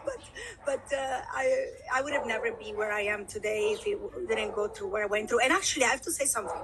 Thanks to the fact that my parents didn't help me, thanks to the fact that he didn't give me any money from me or the kids, I actually had a story to tell. And my story was part of the reason why I'm successful, because I could inspire and help and relate to so many single moms in the world who, by the way, also are with no help from their spouse or very little help from their spouse. So I didn't know that the world was full of women in my situation that actually wanted to work with me and change their lives like I was changing my life. So the story was part of my success. Sure. Crazy. Were you biased against network marketing? Because when this Absolutely. all happens, I'm curious because this all happens and you're like, okay, what are my options? One option is what some women do, and I don't judge it, is they're like, well, I'm just going to stay with them because I'll just deal with it. To be honest, one of the reasons why it took me long to step away was also because where am I going to live? He's the the income owner. What am I going to do with three kids on my own in the middle of the street? So there was a part of me. I still also loved him, to be honest, but there was a part of me that thought, okay, I have nowhere to go. So I don't want to judge those women, but it got to a point that I had to love myself more and be courageous to take that step and say, no, it doesn't matter. I might sleep under the bridge, but it doesn't matter. I need to get out of the situation. I was suffering every time the phone wouldn't work. Maybe he was in a subway or in an airplane. I was imagining him with somebody else. So I couldn't live like this anymore.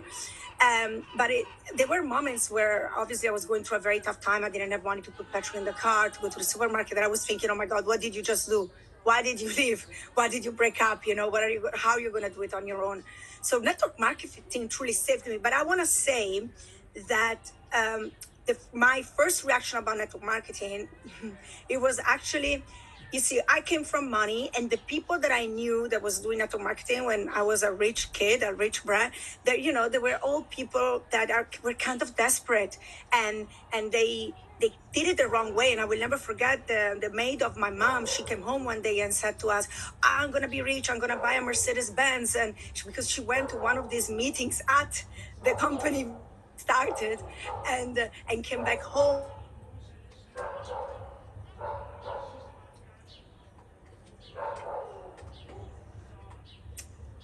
We lost her connection, so we'll hold on for a moment and we'll wait for her to come back.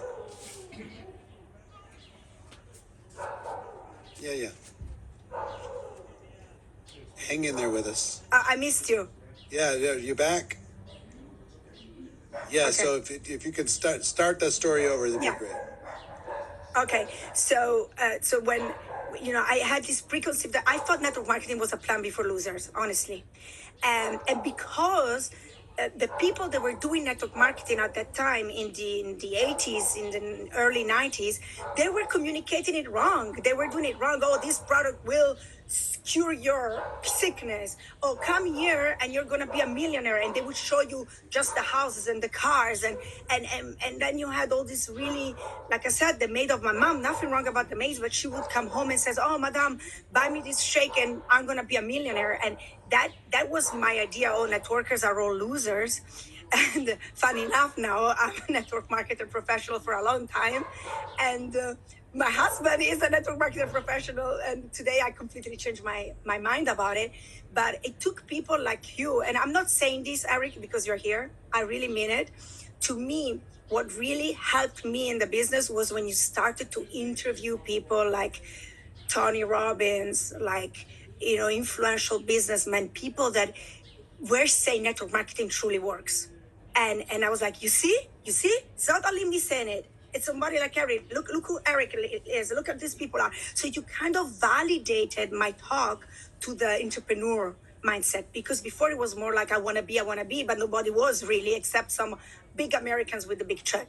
So I was very negative about network marketing. I truly started network marketing because I was desperate.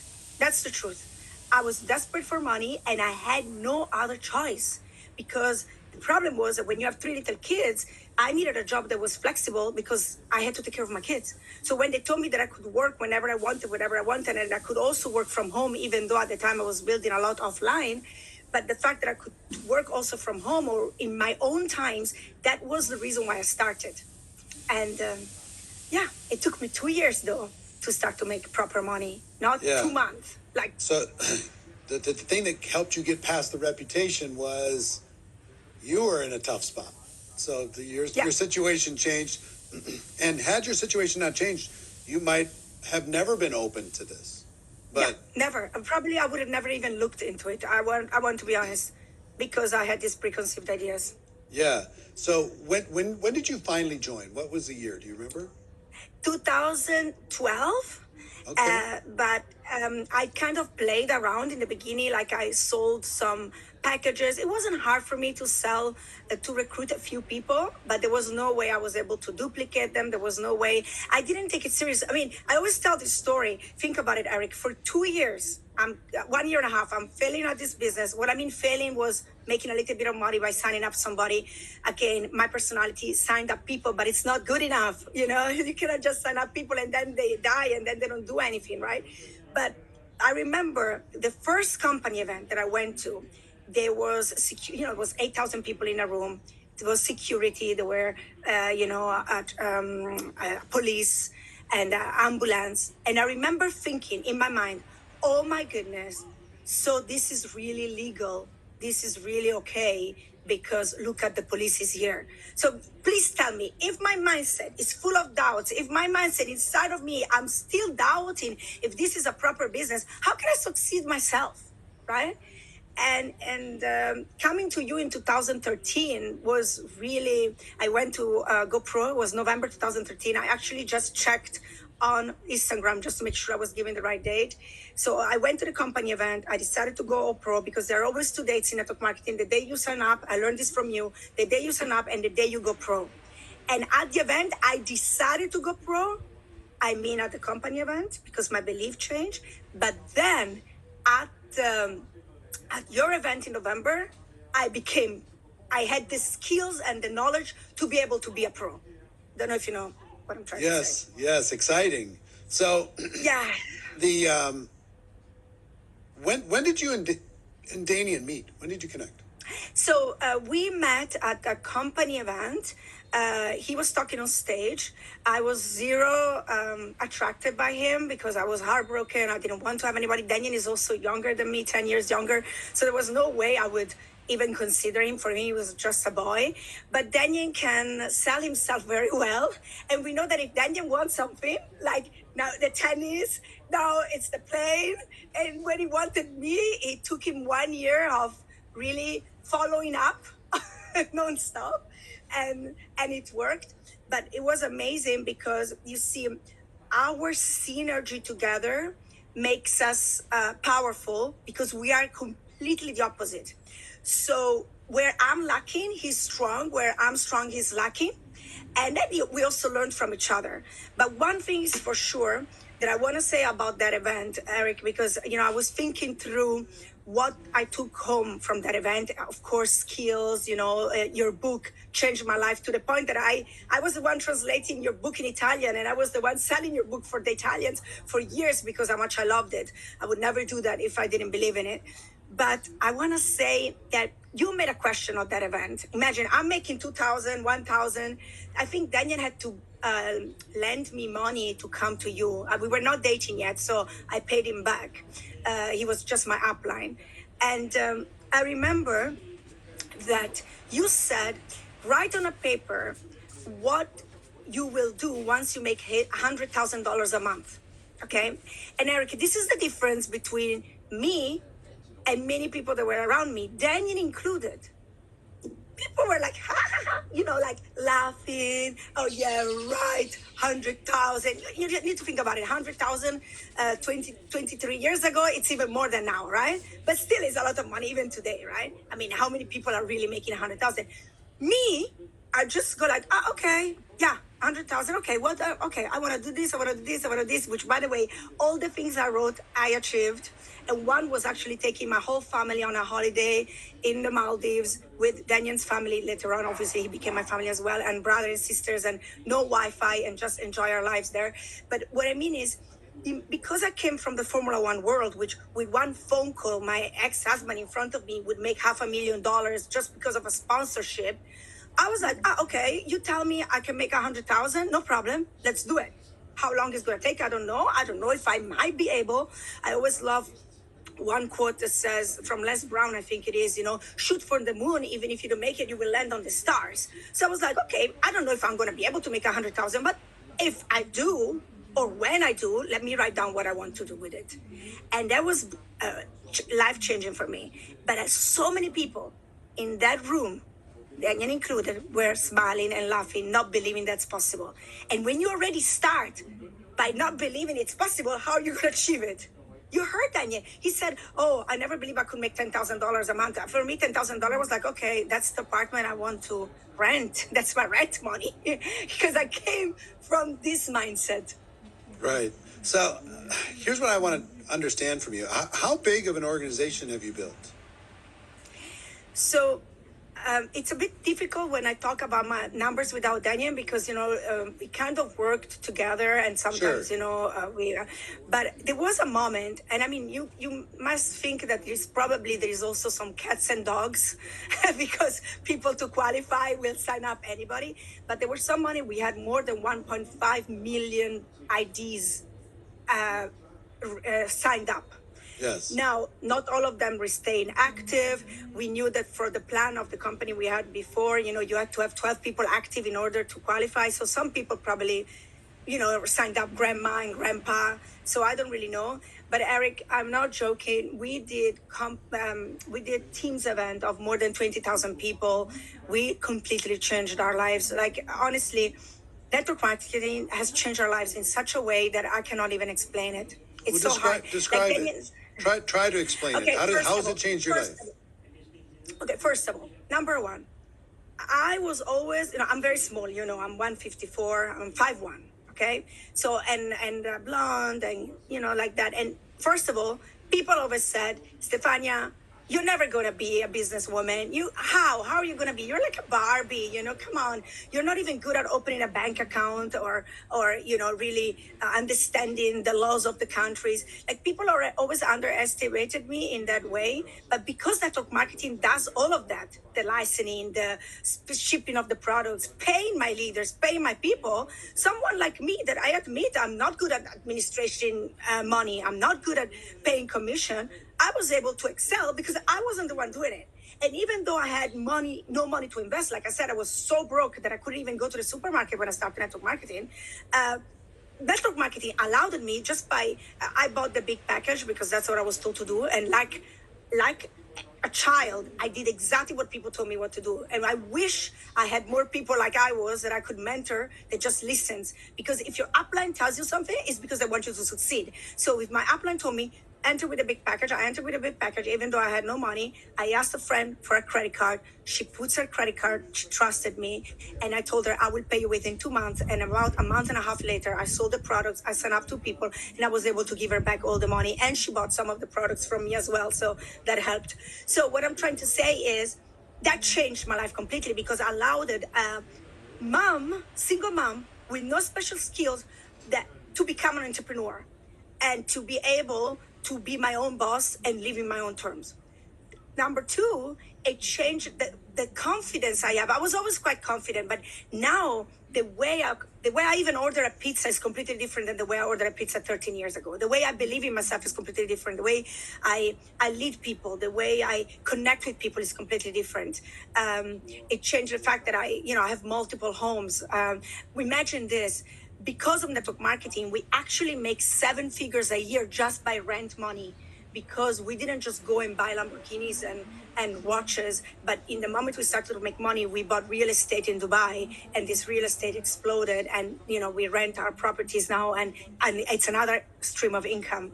Because of network marketing, I was able to put my kids, which, by the way, for a moment I couldn't even put them in school in Dubai. I couldn't afford the school, so I had to homeschool them. And today they actually are. Now they all left, but in Dubai they were in the school with the royal family, with the kids of Sheikh Mohammed and bodyguards. So you can imagine the mindset and how big they could think. We could afford to do a lot of charity things that I love to do. And I don't want to say what the left sends to the right hand. I don't want to look like, but people that are close to me know I love charity. I love impacting people. It's giving me a purpose. It's giving me help.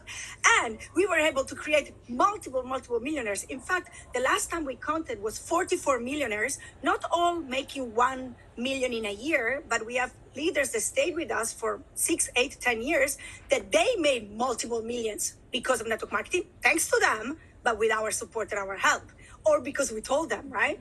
So it's like amazing. What else? Oh my God, so many things. We can travel the world. We don't see the world like a tourist. If I go to Georgia, and by the way, I know there are a lot of my Georgian team here. I go to the local restaurants, I eat the proper food, I see the proper places. Now we're going to go to Korea. I will see Korea in a whole different way. It's crazy. It's amazing. I was able to meet my husband. I mean, what about that? You're a single mom, broke with 3 kids, and all of a sudden you meet a guy that loves you to bits and is amazing to you. And we've been together for 14 years, ups and downs, of course, but amazing. I'm able to help my brother and his kids, my parents, so much more. Well, part of it also, I think, is the ability to have income, the quality of income, people don't understand. They don't understand when you have income here, it's different. You don't have to have huge infrastructure. You don't have to have thousands of employees. You don't have to have all this responsibility. That's handled by the company for you. You bring your promotion, bring your superpowers, and be able to have income without as much drama as a typical CEO or company owner might have. What do you think is your superpower? I mean, what makes you special? I think I'm connect with people. It's about, I think network marketing is about relationships. And I am good at relating with people. I am good at understanding people. I want to give credit to something. You see, like I said, I started network marketing because I was going through a difficult time in my life and the divorce. And I read a book that was The 5 Love Languages. And I know it's a book about relationship and marriage, but I applied this to my teammates and my leaders. So I was able to understand that people are completely different. Like, for example, I think you and Daniel are very similar in so many ways, by the way. And I was able to understand people and understand that people need to be loved. And in this I mean led in a different way. So, for example, I'm very competitive. So if you put me in competition, I work, but other people don't. So I'm able to relate to people, understand people, read people. Even though I talk a lot, I learn to listen to people and to trigger the talents that are hidden in them by believing in them before they believe in themselves. Because I truly believe it, especially now after 14 years in network marketing. I truly believe that everyone can, I'm not saying will, be successful in network marketing. Everyone. It doesn't matter what profile you have. You just need to understand with what talents these people have and what to push and what to change and how to make them grow. So I'm very good at that. I'm very good at putting people together, placing people together, strategizing them, empowering them. And it's all about relationship. I would say that a lot of my latest big deals I did, I recruited a lot of people, is because of the relationship I kept throughout the years with people. I love people. I love to hang around with them. People give me energy. They don't take energy from me. So I can stay hours with them talking. And I remember the kid's name. I remember their birthday, even though I don't remember it too. That's a lie, actually. I don't remember their birthday. I'm terrible with numbers. But I remember to care when I see their birthday. I send them a message. Because I really care. They know I'm bad with birthday, by the way. But they know I'm very, we imagine this. We have 2 big villas in Dubai, and one is just for the friends and guests. And if it wasn't for me, this would never happen because Daniel cannot have too many people around him. But, we have barbecues, we have parties, and I think that's powerful because people stay loyal. Not everybody makes money right away. Not every time the company will give you the best of everything. There is problems, there is crisis, but because of the relationship, because of the communication, because of the trust and the authenticity, then they stay, and then we go through the battles together, and that's why we have leaders with us that have been together with us since the beginning. They don't leave. Yeah. Well, here's what I'd like you to do. I asked Damian to give everybody advice. His advice was to listen to you, to listen to what you have to say. So he put you on the spot. So here's what I'd like you to do. I'd like you to take 10, 15 minutes and just do a little mini training. How to be successful in network marketing from Stefania Legato. Well, I would have liked to be prepared, but let's go.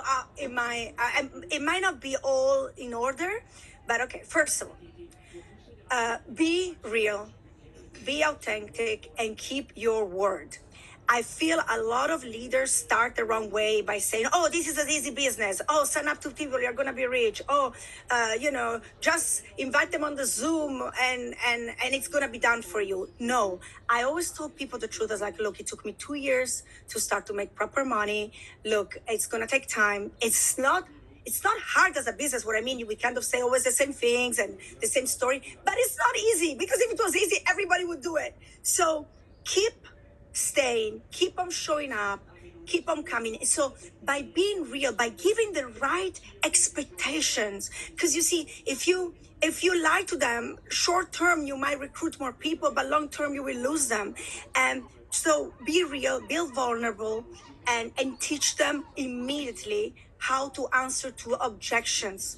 Because one big problem is that people, if you're a good presenter, if you invite them to a good Zoom, people might leave the webinar, might leave the Zoom very excited, and then they immediately go and talk to their people, but then they don't even know how to answer the objections of, oh, don't tell me this is a pyramid scheme. And believe it or not, people still say that. I know it's less now, but there is still things like that. Oh yeah, right, only the Americans make money, or things like that. So you need to keep it, the foundation need to be real, they need to be fixed, and people really need to trust you. So don't lie to the people. Guess what? I know a lot of people that lie on their income. When I wasn't making money, I didn't tell them I was making money. I gave them the vision of how and what will be once I will make money, and what I wanted to do together with them. When I started to make 500 euros, I would go, look, part-time. Can you imagine? I've been in the business now for 6 months, but part-time I made $500. Look at this. Like, I would be always transparent. You will not believe how this will help you. Again, I'm not prepared, so I'm just going to go. Another thing that I always say, it's not so much about what you say, it's how you say it, okay? If you call somebody, it's like, hey, hi, would you like to join my business? Or you heard Daniel. Did you hear Daniel when he pretended to send a message to Eric? Did you hear his energy? Did you hear his the way and how he said it? It's really, really important. Of course, you kind of need to make sense, but trust me, you can say the most meaningful thing, but if you're a boring, no energy, no speed, no, let's go, people will tell you, okay, let me think about it. I don't know. I would go like, look, darling, okay, so get out your credit card now and let's go, because I have no time. I have more people to sign up. Like, of course, depending who you have in front, there is people you need to be more calm. Again, here you need to be able to understand people, making some questions. So it depends who I had. I love when Eric said you need to sit in front of people and meet them, because I'm all about that. I'm all about relationship and meeting the people. And also the fact that then, we do live events for a while because of COVID. I also worked a lot online, and I felt the retention was much less. Because people didn't connect to you, people didn't get to know you, and I feel that instead, when you go to events, people see your eyes, see your tears. I can get very emotional. Women are emotional, but the emotion live connect in a whole different way. And women can relate to my story, for example, and can relate to my emotion, to my pain, and to my insecurity, to my, we are full of hormones, right? We are, one morning, in the beginning of the month, we feel one way, and at the end of the month, we feel another way. And together, when you do it live, those emotions connect you to a whole different way. I have people telling me, Stefania, I'm only here because you still make me believe that one day I can do it. And you know what? People need time to learn the skills. Like I said, for example, I was a natural leader, but if you're not, there are ways to learn how to be a leader. And one, for example, is to follow Eric Worre, to listen to his teaching, to go to these events. By the way, I didn't know. I'm so happy you're coming to Europe, to London, and to Paris, because those are things, where you can grow and learn and build your skills. So for me, it was also very important, and it's very important that you are coachable and that you never feel that you achieved and you arrived. Look, guys, I don't want to talk how much money we make, but we make a lot of money, a lot. Okay, together, separate as well. I still today sit down, take notes, and listen. Sometimes to leaders, they make 5,000, but because they know how to use TikTok, because they know how to use different ways, and because they do business in a different way, which I didn't do, because when I started was everything offline, and I still learn today. When you feel you're done, when you feel you know it all, then it's over. Okay, then you're done. Because this business will always change. Some things remain the same. The basic remains the same, but other things will change and you need to adapt to it. Do you think I like to do my social media all the time? Do you think I like to make reels, to post? I mean, I'm not an influencer, but I do that because people see me, they remember me, and eventually, because of the relationship, because of the example, because of what I give online and offline, they will contact me and join my team. And this is how it works. Another thing that I can say is, love. I know it sounds like a cliche, but I think when people feel loved and cared and not a number, they will perform better. They will stay better. They will do more. And love can win so many battles and win so many things. For sure, if you are not spiritual, we are made of spirit, souls, and body. I'm a Christian, I love Jesus, but whatever you want, but you need to understand that faith will help you. To believe will help you. I know so many successful people, they're successful because I have faith, and my faith has helped me so much and has impacted so many lives. So that for sure, impacting lives with faith and love, and that's what the Word of God teaches. For me, it was so important, and has paid me off so much. Another thing, be generous. Actually, I learned this from you, Eric. I, sometimes if you feel it in your heart, give double the tip, or not the tip, double the, if you have a bill at the restaurant, just give the tip the same amount or more. One time, I will never forget when we did that, the lady came to me and crying. She couldn't believe it. And she was actually praying in the morning for a miracle because one of her kids was sick and she needed money. Like, you never know. Be generous, give.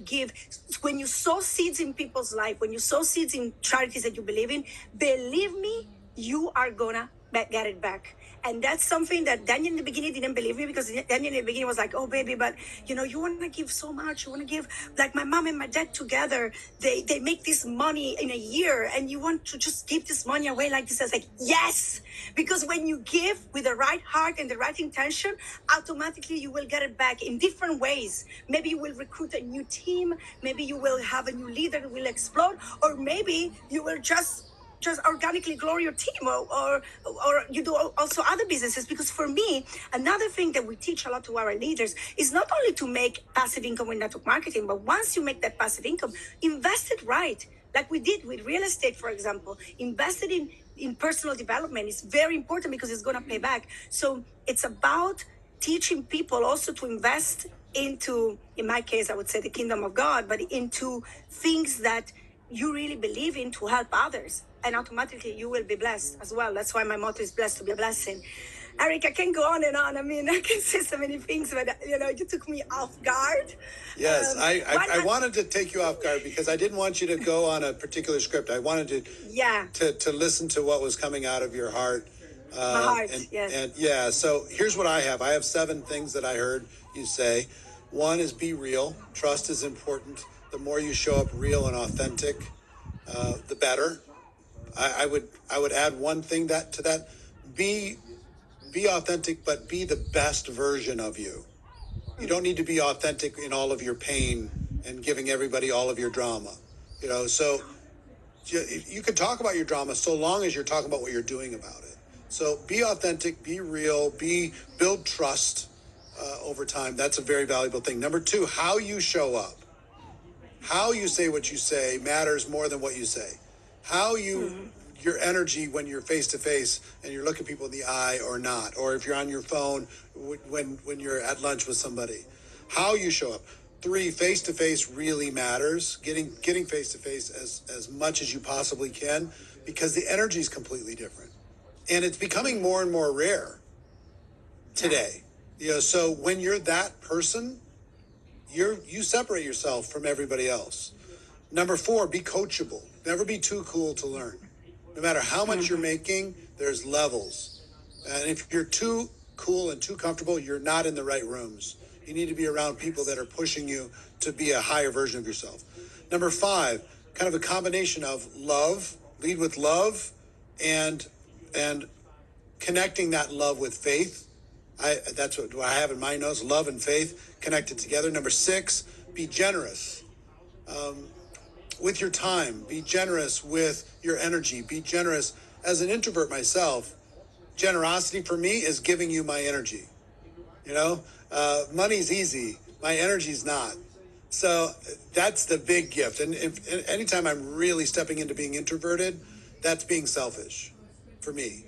So giving of energy, but also giving of money, giving of your belief in somebody else. That's a huge gift you can give to somebody, just believing in them. Be generous. And number 7, invest wisely. Invest in yourself, invest in others, invest in assets that will, put your money to work.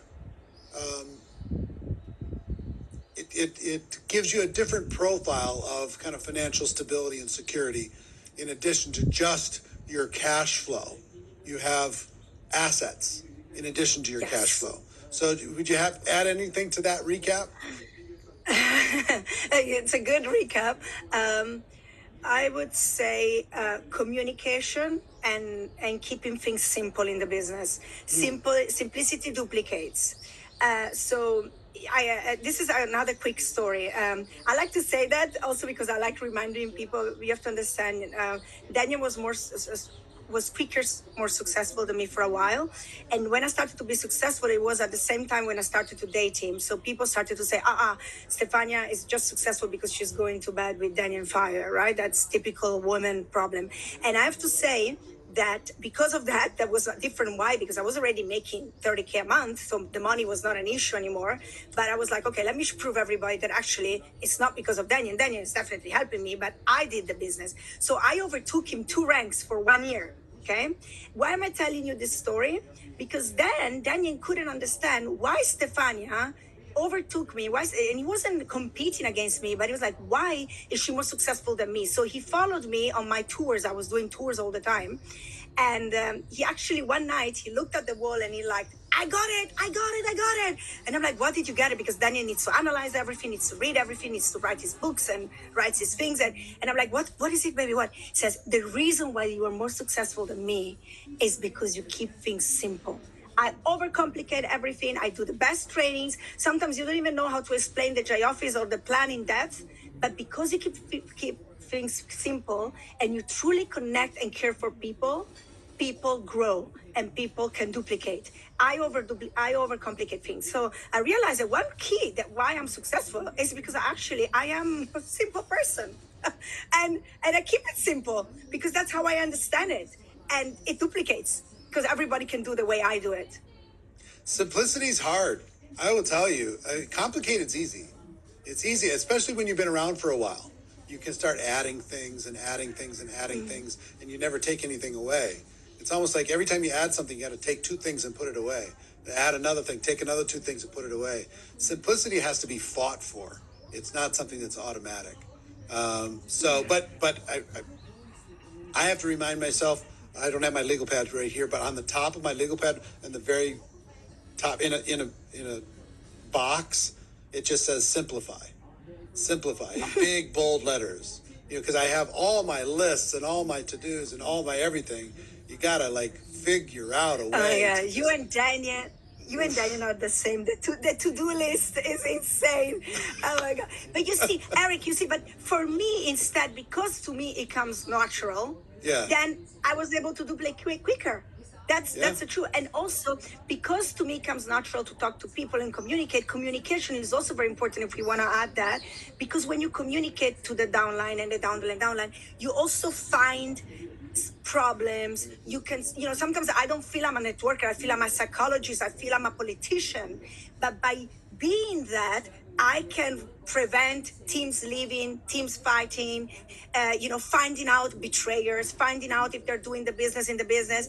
Daniel does so many other things. Like he's the best. But he would never take 1 hour on the phone listening to Mr. Joe complaining, right? Sometimes I do, and that's needed as well sometimes. Okay, don't turn into slave leaders, turn into servants leaders. But to be a servant leader sometimes also means to serve in that way. So the communication has saved. You have no idea. I mean, we got backstabbed so many times in this business, right? I mean, when you are at our high level. One time you told me this. I called you. I was going through a difficult time. We were backstabbed terribly. And you were so amazing. You were on the phone with me for half an hour. And you told me, Stefania, you just need to realize something. you are like you said at the time, those were the words, the Brad Pitt and Angelina Jolie, I wish, but of the business. And they, and they are attacked all the time publicly. They are attacked, on magazine, and they say lie about them. You need to be ready of that. You need to be ready and accept it. And don't go, because I wanted to go live and defend myself. And you said this, she's there, you are here. No, you are here and she's there. If you go down, you will lift her up. Forget about it. Don't talk about it. Don't think about it and move on, right? So sometimes, because of the communication, because of the context, because of the connection I did with the team, I was able to prevent or solve huge teams leaving, backstabbing, deals and stuff like that. If I didn't do that, we would lose entire groups because of the lack of communication. And I know this is more for bigger leaders, but it's important. You need to talk to your leaders. You need to meet with your leaders. Daniel said, we do groups and we do incentive trips, like only top leaders, and we sit down with a board and write, what do you need? What can we do better? How can we change? We also give feedbacks. Another thing that we can put on the list, because obviously now I'm thinking, always give feedbacks to one another, for example. So if I speak on stage, I don't care if you come to me, oh, you inspire me, you were amazing. No, I don't need to hear that. I know I'm good. Okay, I've been doing this for a long time. I want to hear, you can do this better. You did this wrong. You can do that. And Daniel and I are very tough with one another. I can already give him 5 things he did wrong before and 5 things that he did right. But because we want to get better. And I want this also from my downline. So I tell my downline, okay, tell me what I can do better. Give me a feedback. I'm here to do better for you and for me. This is very important. I love it. Well, Stefania, this has been amazing, and your impromptu training, I'm sure, is going to be on repeat for a lot of people to listen to over and over. It's what I like about it is it's not your traditional 10 steps. It's straight from the heart, straight from your experience, straight from your success, and I do believe success leaves clues. So I want to thank you. I want to thank Damian, both of you, for sharing and offering up your wisdom and ideas together.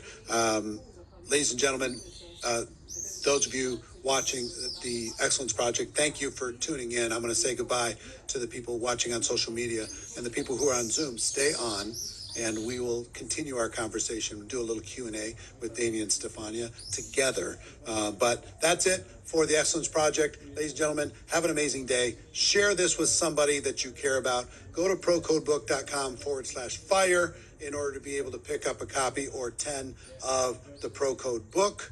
And if you want to join us in London or Lyon, go to procodebook.com/London or procodebook.com/Lyon.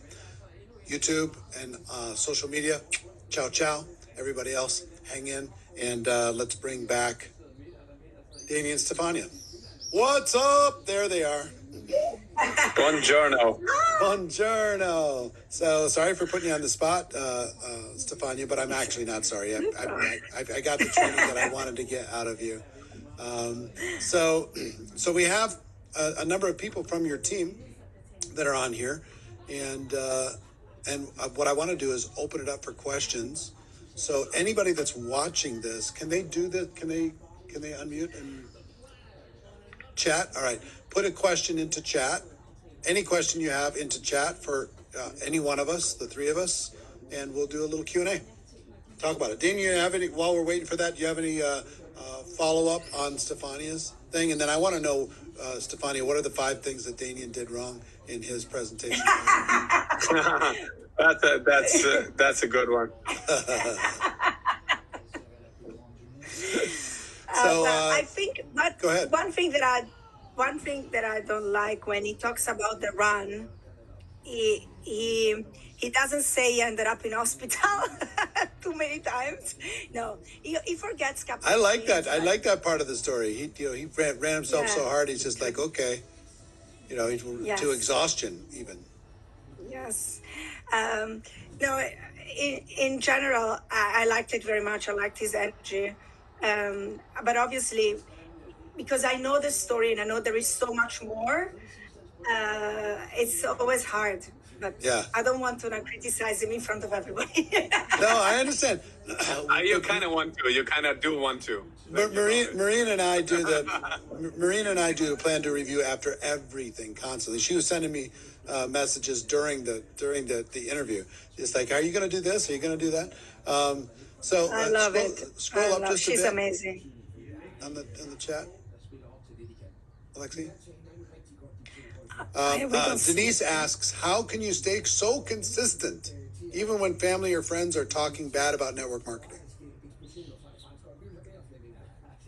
So I would say that if you want to achieve anything in life, you need to believe in this, and you need to believe in your dream, and you have to kind of tune off those people. But you also have to take real life action. So let's say people in your close circle talk trash about your business or to you about your business. You have to either have a clear conversation with them so they stop, or you need to really limit contact. That doesn't mean you need to love them less since they're family, but you just can't afford, because you need a lot of energy to build the business. You can't afford to have, the negging every time in your head. So you have to stop hanging with them for a while, I guess. Yeah. Yeah, and start hanging around people that have that mindset of wanting to grow, the right vision. I was listening a lot also of trainings or stories online that would build my belief, and stop listening. Like whenever my parents, who were very much against it, would talk bad, I wouldn't even allow them to speak anymore about the subject. I wouldn't just talk about it and let them go, right? So yeah, hang around the right people, and trust me, some of those friends that are trashing your business, they're just jealous that you're going to make it. Yeah, it's very normal that they are like that they're very negative. But I'll share something. I don't think I've ever shared this before, but I'm a big believer in tricking your mind into a different belief set. And what I did early, because people's criticism of network marketing was so painful for me, I tricked my mind. And here's the trick. Every time somebody says something bad, that makes me believe more. Every time. It's like fuel. It's like, I eat that for lunch. Like that, like, fine, say something bad again. It's going to make me stronger. Say something bad again. I'm going to be stronger than that. Say something bad again. I'm going to be even stronger. Keep going. Please, I need more. I need some negativity. Eric, I feel that every time somebody told me I was going to fail and this was not going to work, it gave me the feel to say, I'm going to prove you actually that I was right. Like, because I have this competition in me, I wanted to be even more successful because they told me so many bad things to prove proving people you will wrong. see what I can do. Yeah, I think proving people wrong was one part of fuel. The other part is literally treating negativity like it was encouragement. It's cool. That's how I treated it. It was like somebody was giving me a hug when they told me this is a bullshit thing. I'm like, thank you.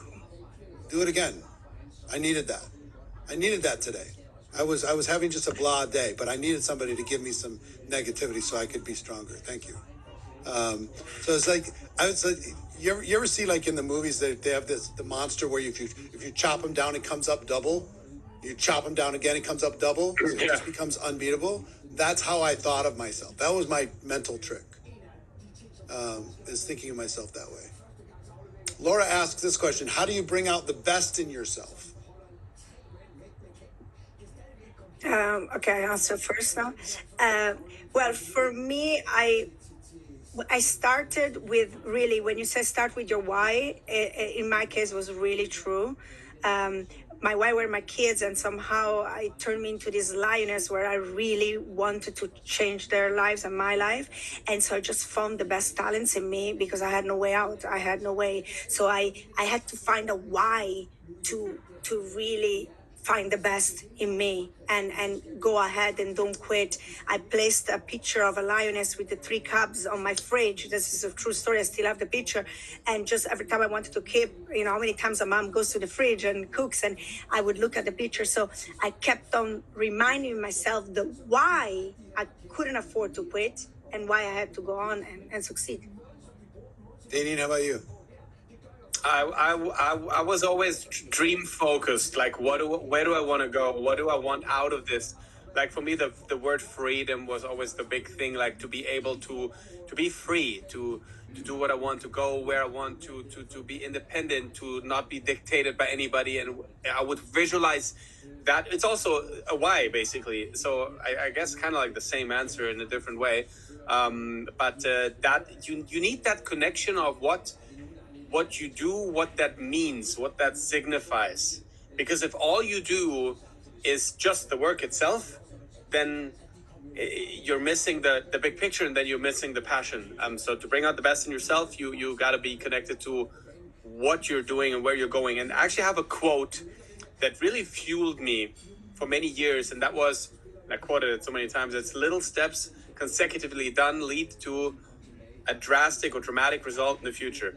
That also helped me. The little insignificant thing, that follow-up, that one presentation, even though the prospect doesn't seem very motivated or whatever it is, the little things where you really, it's easy to not give your best. If you connect it to, okay, that's just another little step that I'll do consecutively to lead to the dramatic result in the future, then that helped me to keep pushing, So I'll give you a trick that worked for me.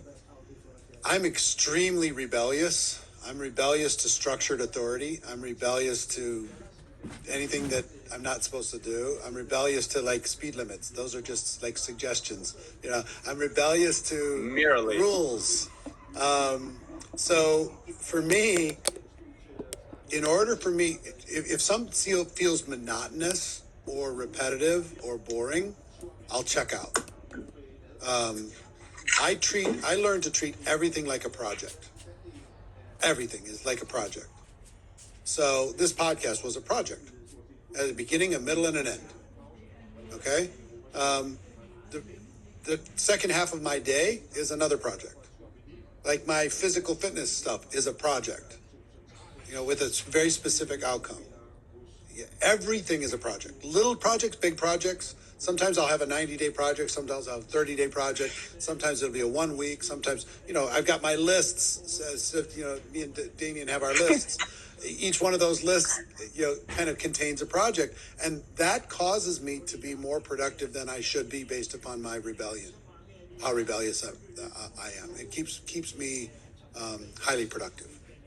So let's go to Laura. Laura asked how to combine massive recruiting with leading students and leaders. Like when Damian jumped from 1K to Blue Diamond again, as we only have 24 hours and it might be tough for some. What are the tips? How do you recruit while supporting your team? So first of all, I love this question because it always comes up.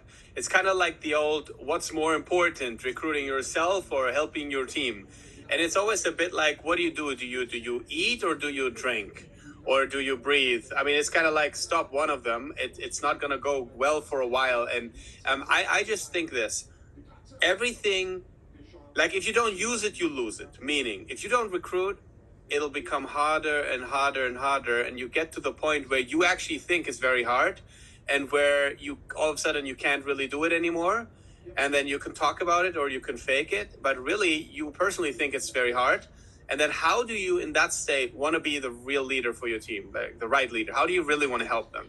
Aren't you way more effective on every single call today if this morning you got someone started on the big package? Isn't that a way better you showing up for your team, right? So I feel like it's your base thing. It's like, do your stuff. Get better at it so you don't need all day for it, and then help your team. But it's a non-negotiable. If your personal performance goes away, it won't take long to follow up in your business. All right, I'm going to answer the next one, and then the one after that will be for Stefania. Anya Navarro asks, what the best way to restart and be productive each day, even if you work a lot? I personally think one of the hardest things to do in network marketing is restart after you've been doing this for a while. Like relaunch, reignite, have a different level of energy.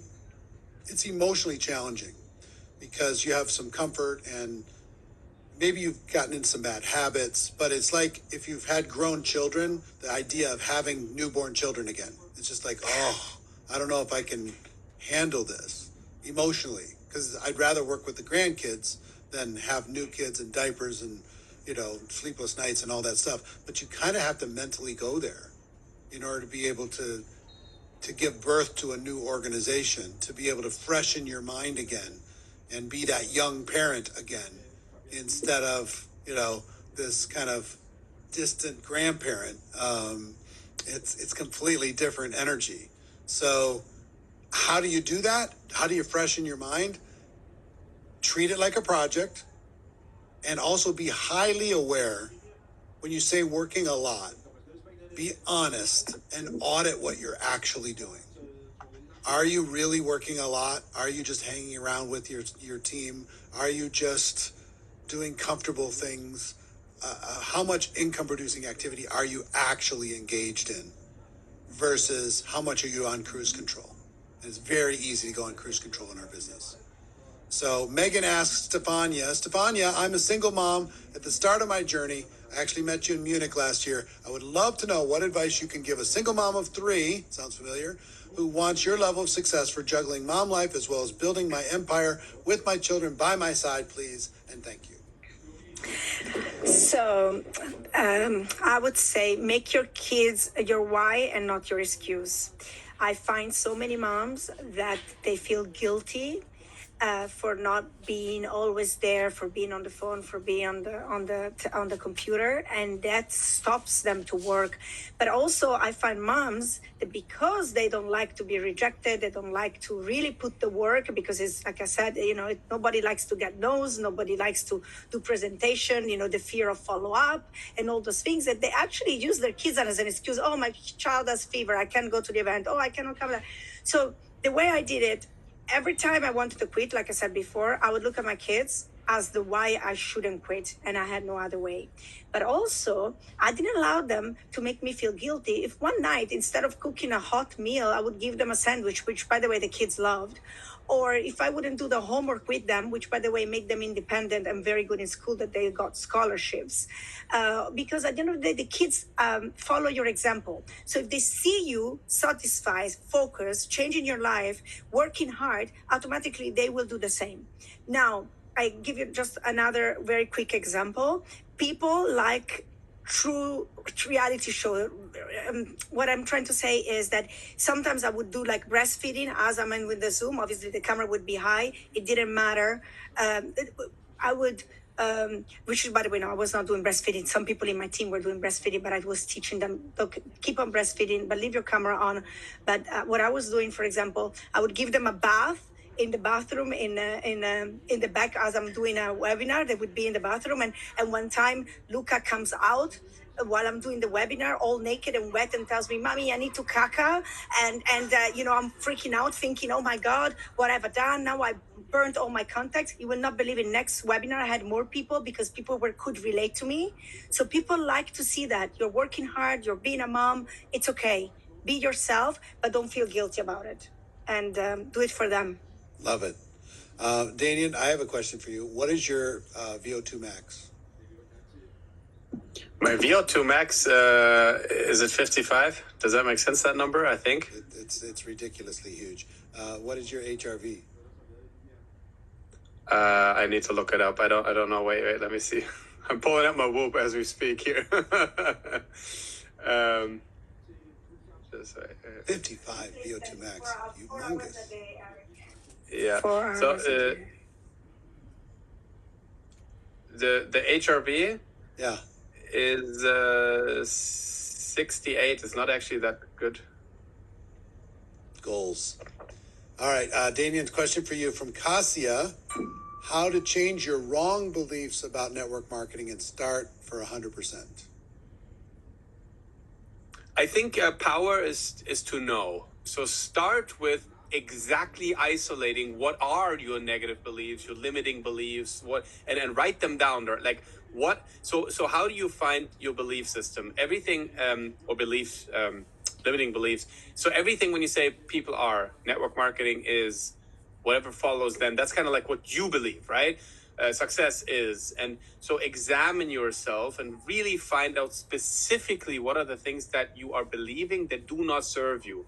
Once you have them isolated, now they're exposed. Now it's like, it is hard to get to the top, for example. Maybe you think that it's hard to get to the top. Okay, so now you know, okay, that's exactly what I'm thinking. Okay, does this and never ask, is this true?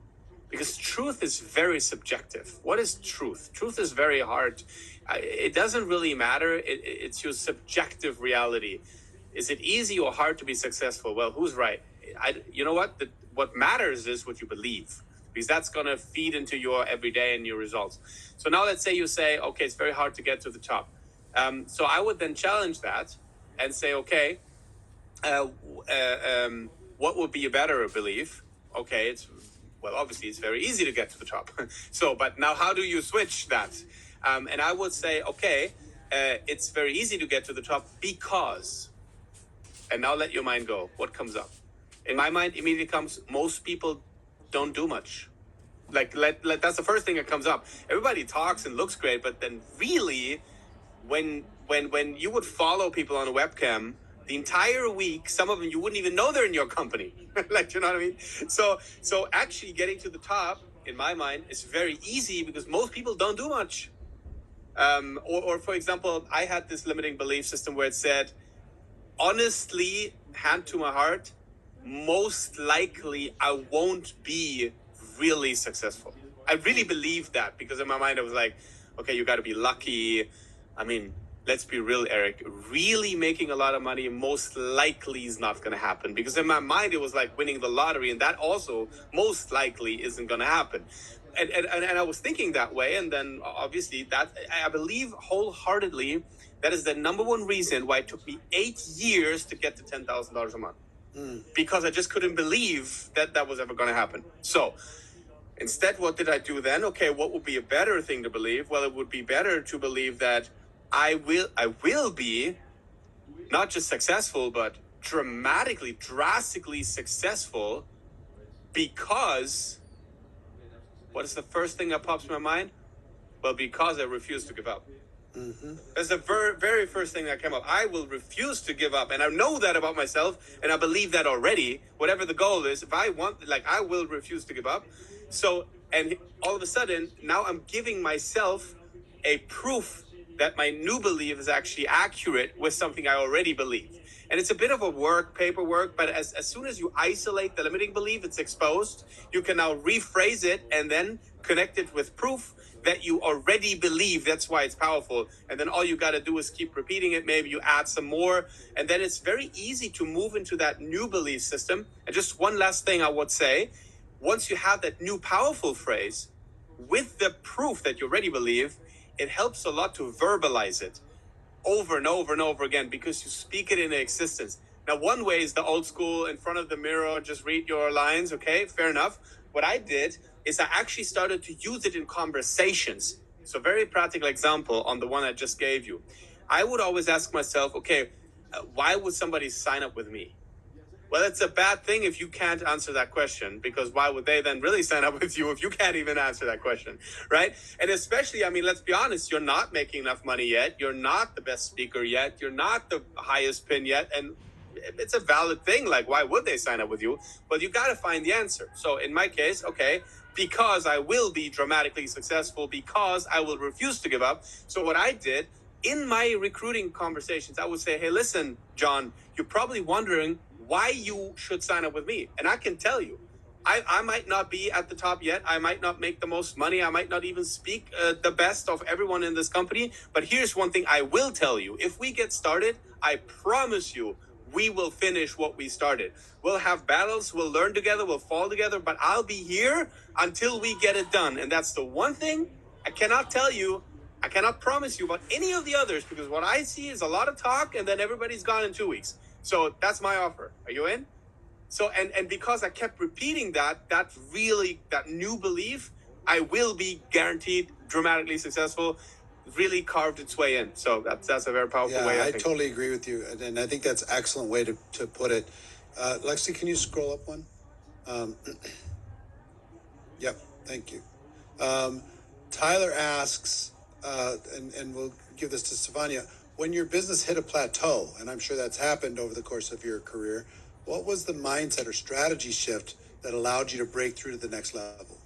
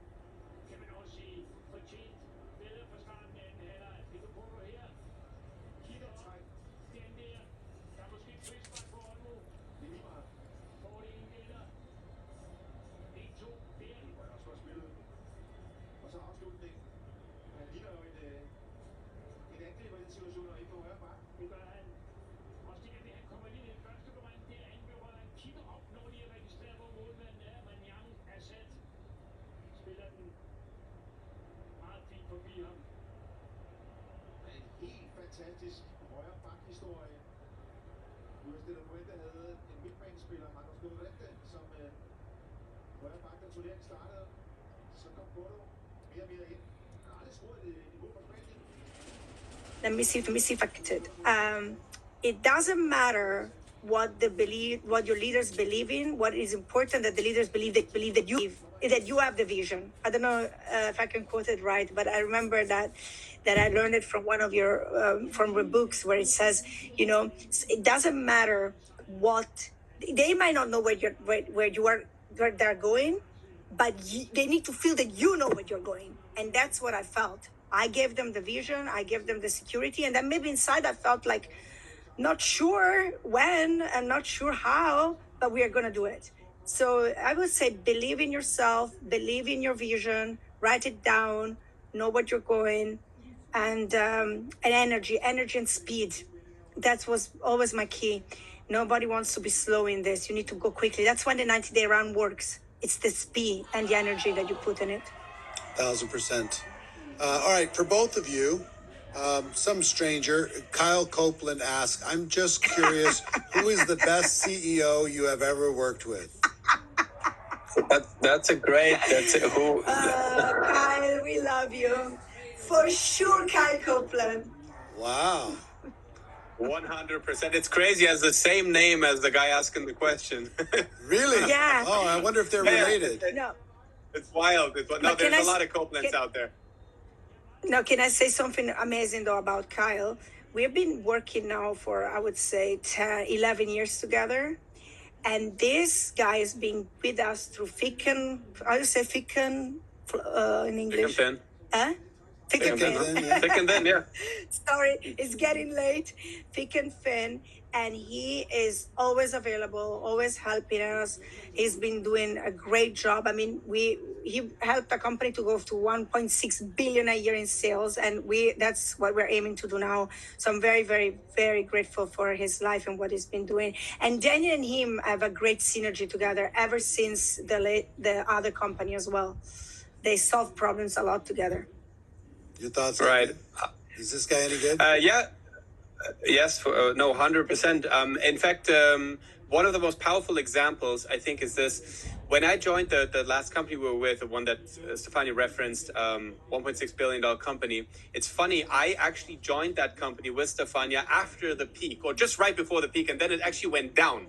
So the entire 7 years we were there, 6 years of it, the company went down significantly. Like we're talking $1 billion down, okay? But our region at this point, Kyle wasn't the CEO. He was the head of the European, Middle East and Africa. And our region was the only region that grew every year, double digits, in that very same time frame.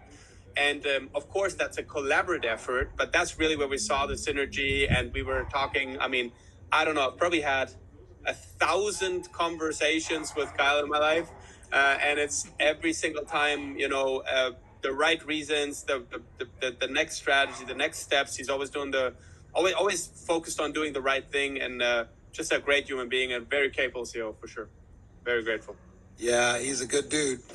Not that he was fishing for compliments, but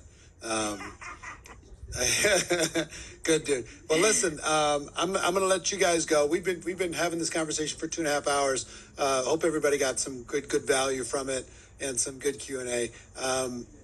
Damian, Stefania, as some of my oldest and dearest friends in this profession, congratulations on all of your success. I know it's just the beginning.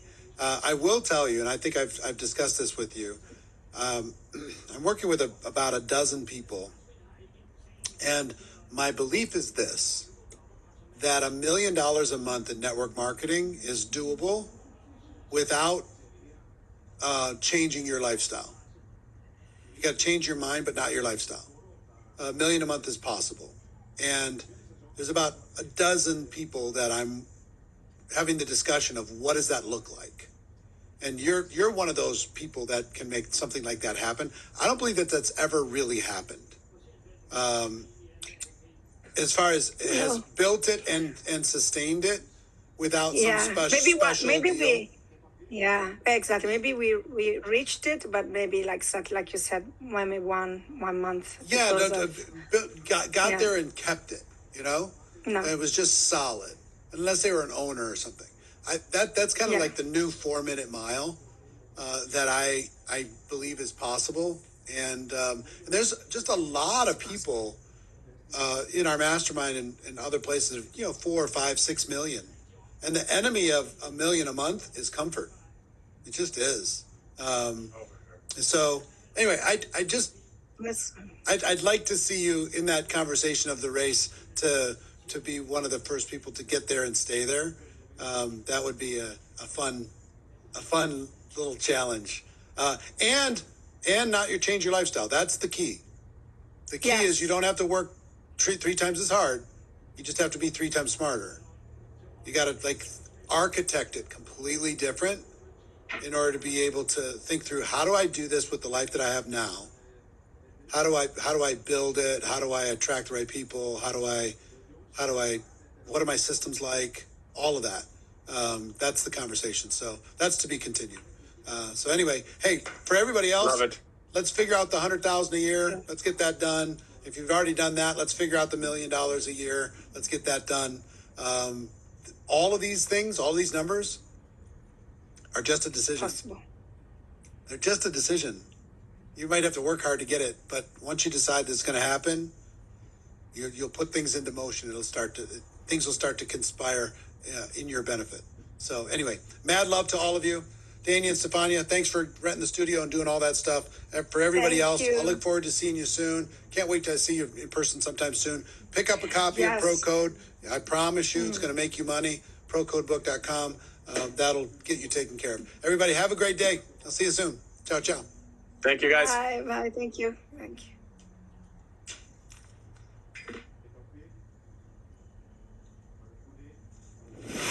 When you feel like quitting, remember all of those who said you'd fail. When you feel like giving up, remember why you started. When you feel like quitting, remember what you're doing it all for. When you feel like quitting, remember pain is temporary and greatness lasts forever. When you feel like quitting, remember that the pain you feel today will be replaced with the strength you need tomorrow. Remember that every ounce of pain you feel is building a stronger you, a stronger body, a stronger mind, and a stronger character. So push through the pain. Don't let it stop you. Force it to grow you. When you feel like quitting, remember why you started. Look deep within, you're stronger than a Spartan. You're stronger than you think, no longer faint-hearted. You've been here before, you're better-hearted. Whatever's happening in your life, you make it through the pain. Whatever struggle that you're facing, you can make the change. Remember those who said you'd fail and let that fuel your flame. You might be down today, but you are not the same. You might be down, but you're not out. You might be down, but you ain't knocked out. Get off your back, if you can look up, you can get up. Wipe all the blood and sweat off. Look in the mirror, and then take in the view. This is a newer you, a stronger version. Get back on track, stick to your purpose. Remember that the key is consistency. The harder the battle, the sweeter the victory. Remember why you started. I think about it every morning. You will make it through the hardships if you put all of your heart in. So remember why you started. I think about it every morning. You will make it through the hardships if you put all of your heart in. So remember why you started. You didn't come this far to quit. And even though the world's against you, you can handle it. You didn't come this far to quit. Get back again and make the shift. You got haters to prove wrong. You got doubts to prove wrong. You got dreams to move on. Don't let them go to waste.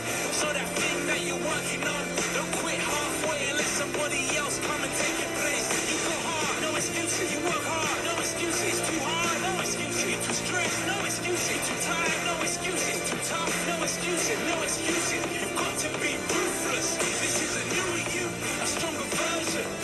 Get back on track.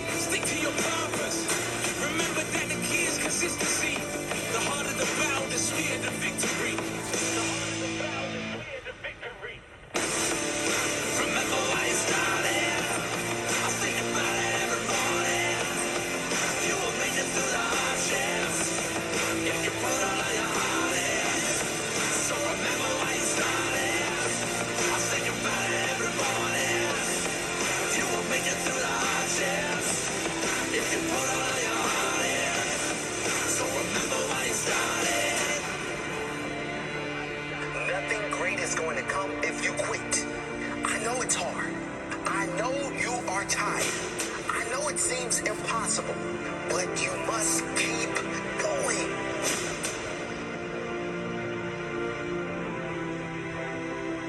Stick it out and get your reward.